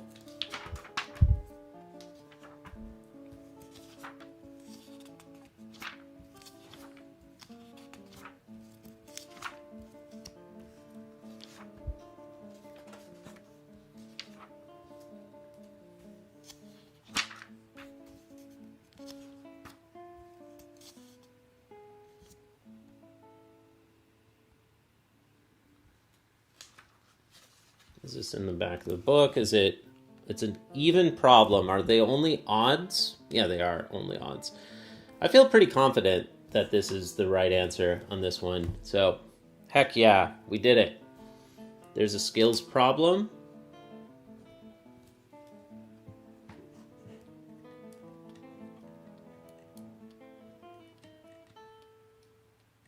Bro, need only 2 minutes to solve this without graphs. I'm relearning it.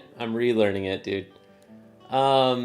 Hey, Watch Moot. How's it going? Is there a first lesson where I can start with a book? Are you talking about, I don't know, on Twitch, introducing your course? Are you talking about that?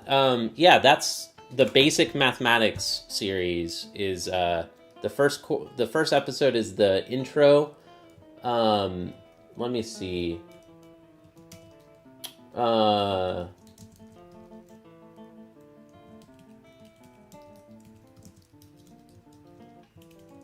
Yeah.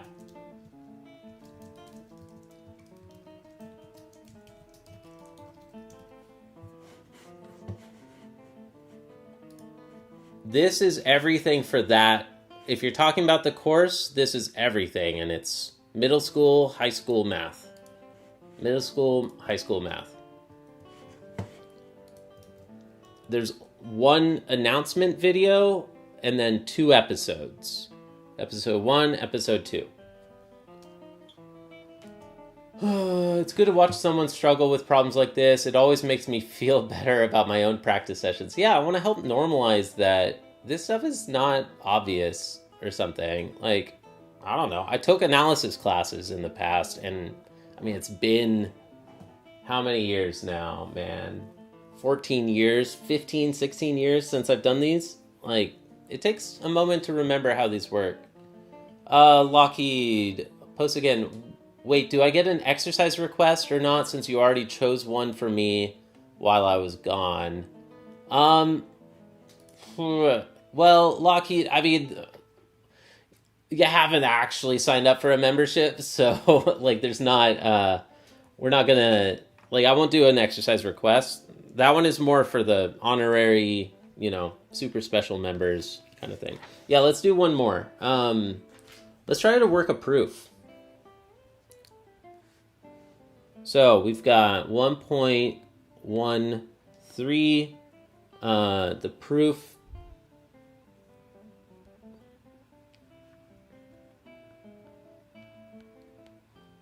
of, with using epsilon delta.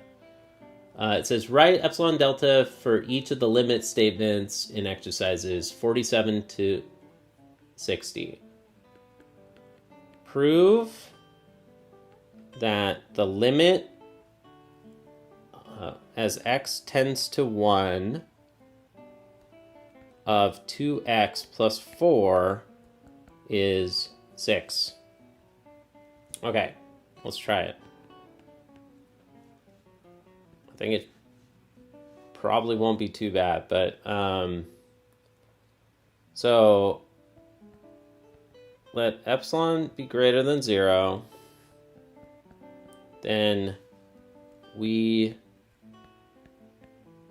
want to find a delta such that for all x satisfying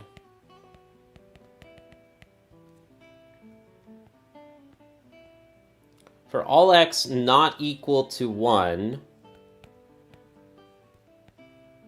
with the distance near 1 being less than delta,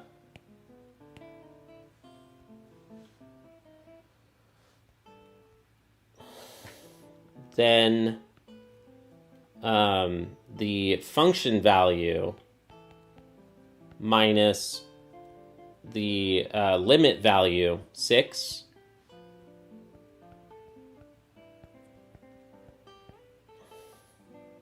so this is the general statement, but the function value is 2x plus 4, so I can replace that 2x plus 4, and the limit value is 6.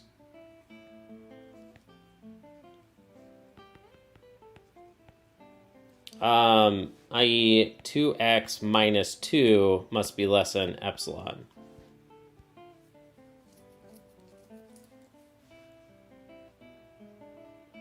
So,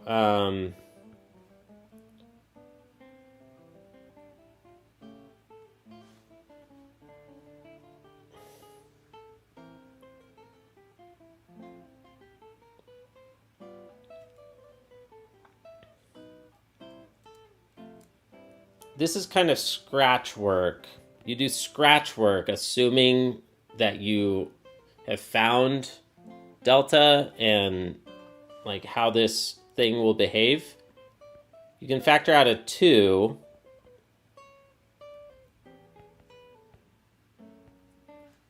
from this absolute value. And then from this, you can have absolute value of x minus 1 less than epsilon divided by 2.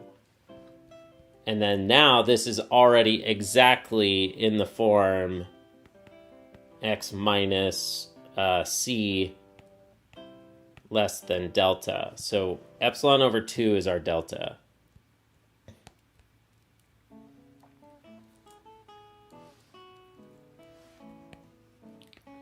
So take delta equal epsilon over 2.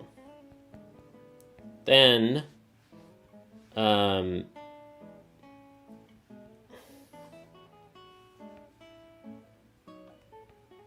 and x not equal to the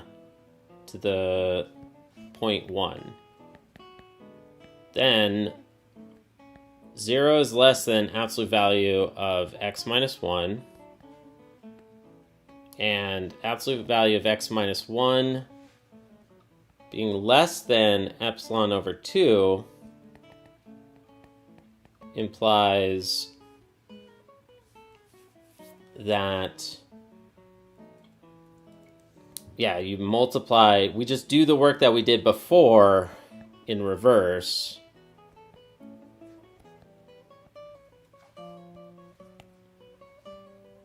So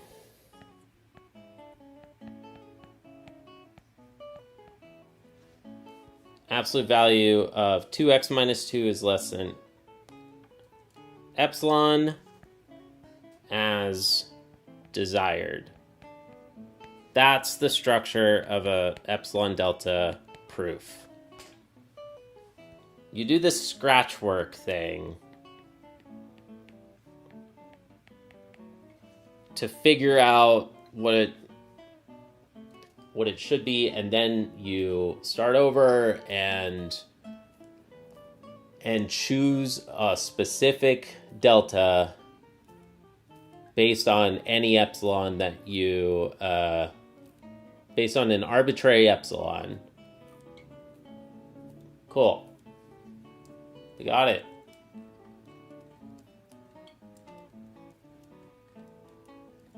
All right, Darshil is ahead of us on the chat. Hell yeah, dude. Good for you. Good for you, bro. First principles. Yeah, we gotta start. You gotta start fresh. For a lot of people, this is completely new and they've never seen it before. For some people, they're relearning it again. So it's, I don't know. Good for you that you did it fast. Good for you. All right, there it is. There's number 47.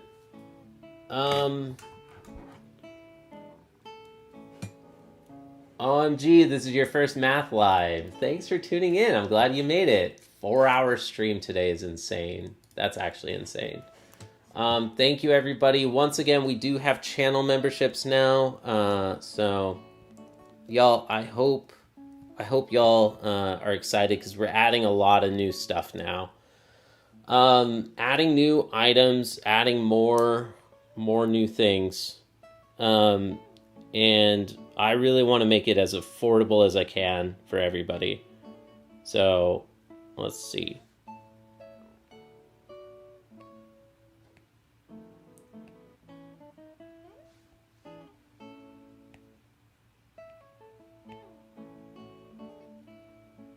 Oops.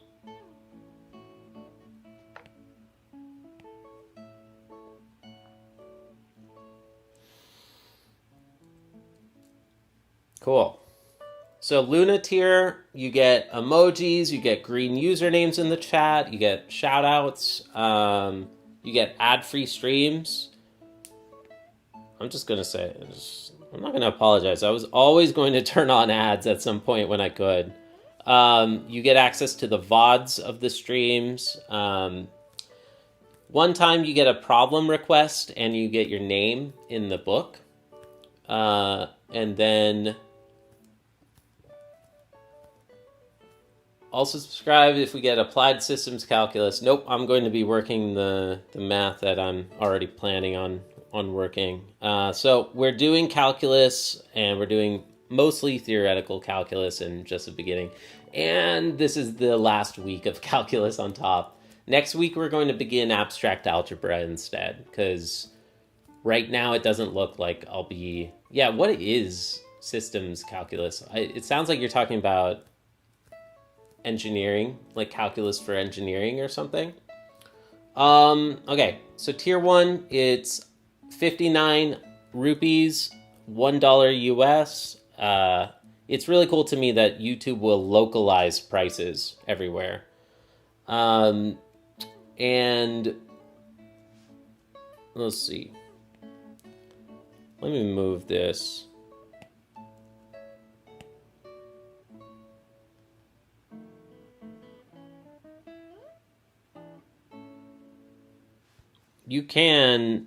Folks can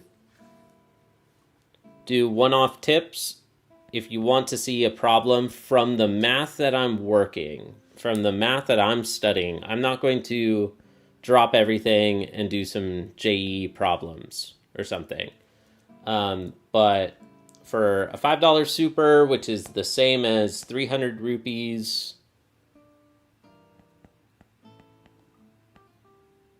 as an example, you can request a problem, and I'll write your name next to that problem. Also, you get it just every month as a tier 2 hobbyist member. Let's see. You get your name in the iPad thanks page, which we got to create. Let's see. So,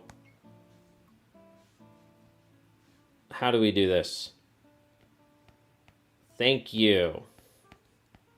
Or something. To all the supporters, thank you so much. Who do we have so far? We've got frickin' SR71 right in there. And we also have Levi. Y'all, we wouldn't be here, seriously, if it weren't for you.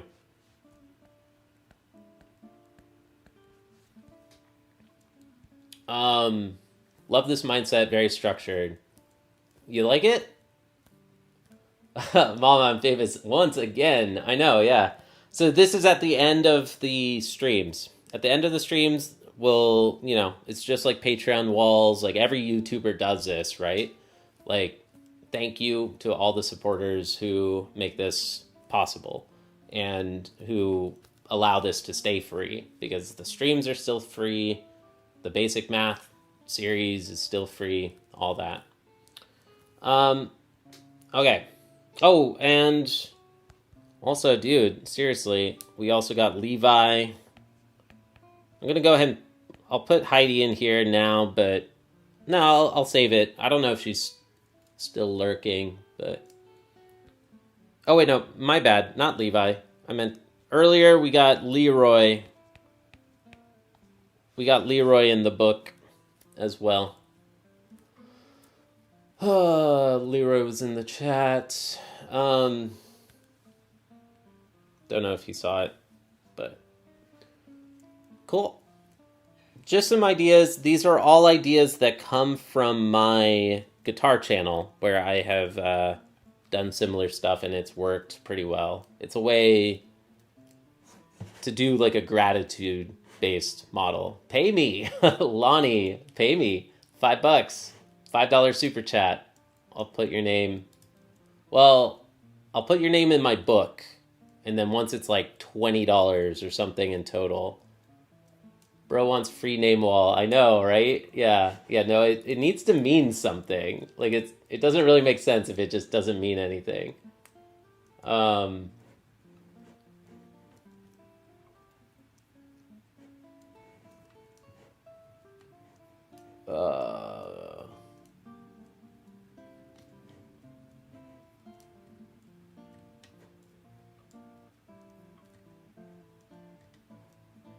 Wow.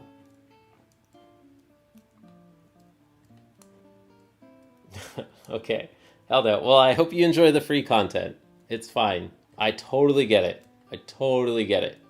There's no expectation. There is no pressure. I want to be offering this stuff for free. Yeah. Cool. But I'm not going to take requests, is what I'm trying to say. So don't make requests unless you pay me. Sorry. My time is valuable, and yeah. So. All right. Is that a better description? No, I don't know what that is, and you would have to pay me. No, and yeah, I don't take requests from from books that I'm not working. It has to be a book that I'm studying, that I'm working. That's important.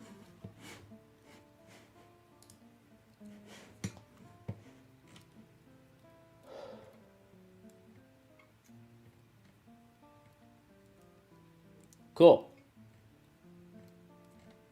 All right. Well, thank you, everybody. I didn't write, or I didn't complete this thought. So, hobbyist tier 2, you get to have a problem request every month. By default, like it's like you paid for it. You get your name in the iPad Thanks page after I don't know. I don't know how it works. Thanks page, you join immediately if you've joined tier 2, and then you get your name in the books after about 4 months or so. Tier 3 deep hobbyist, this is those Zoom sessions that a lot of people are asking about. A lot of people have asked, how do they join the Zoom sessions? I want to do it with YouTube memberships. It's 4,000 rupees or $50 a month US. And this gets access to these private Zoom sessions. So, once again, $1, the lowest price I can set, disables ads, gets access to VODs, and you get one time, you get a problem request. 300 rupees, $5, that's tier 2. You get to... Oh, this one I forgot to say. This is important. Saturdays, there's going to be a members-only stream focused on basic math, and there's going to be a lot of people. Hopefully. Maybe. We'll see. like the idea is that this one should be open to a lot of people. Like many people are emailing me, and there's no way I can run a Zoom session with lots and lots and lots of people. So this is the option for those who have wanted to join a course. This is like a problem solving session, or like I'll be answering questions, helping people one-on-one individually. Yeah. And then top tier, this is the private Zoom sessions. Yeah. Thanks for watching. And many, many thanks once again. Many thanks to the supporters, everybody in the chat. But yeah, especially some of these people. I'm gonna go ahead and put in Heidi in here, and frickin' Leo lectures as well. I'll do it again when they're on stream. But yeah, special thanks, to all the people who are making this possible. So thank you. Take care. 4-hour stream is crazy. All right. Thanks for watching. Bye. Bye. Oh, let's run one more ad before we go. How does this work? Are you all seeing me at the same time as an ad? Is it side by side, or do you see me at the same time? Anybody with YouTube Premium? Is anybody, I don't know. How do the ads work? Are you all seeing an ad at the same time right now?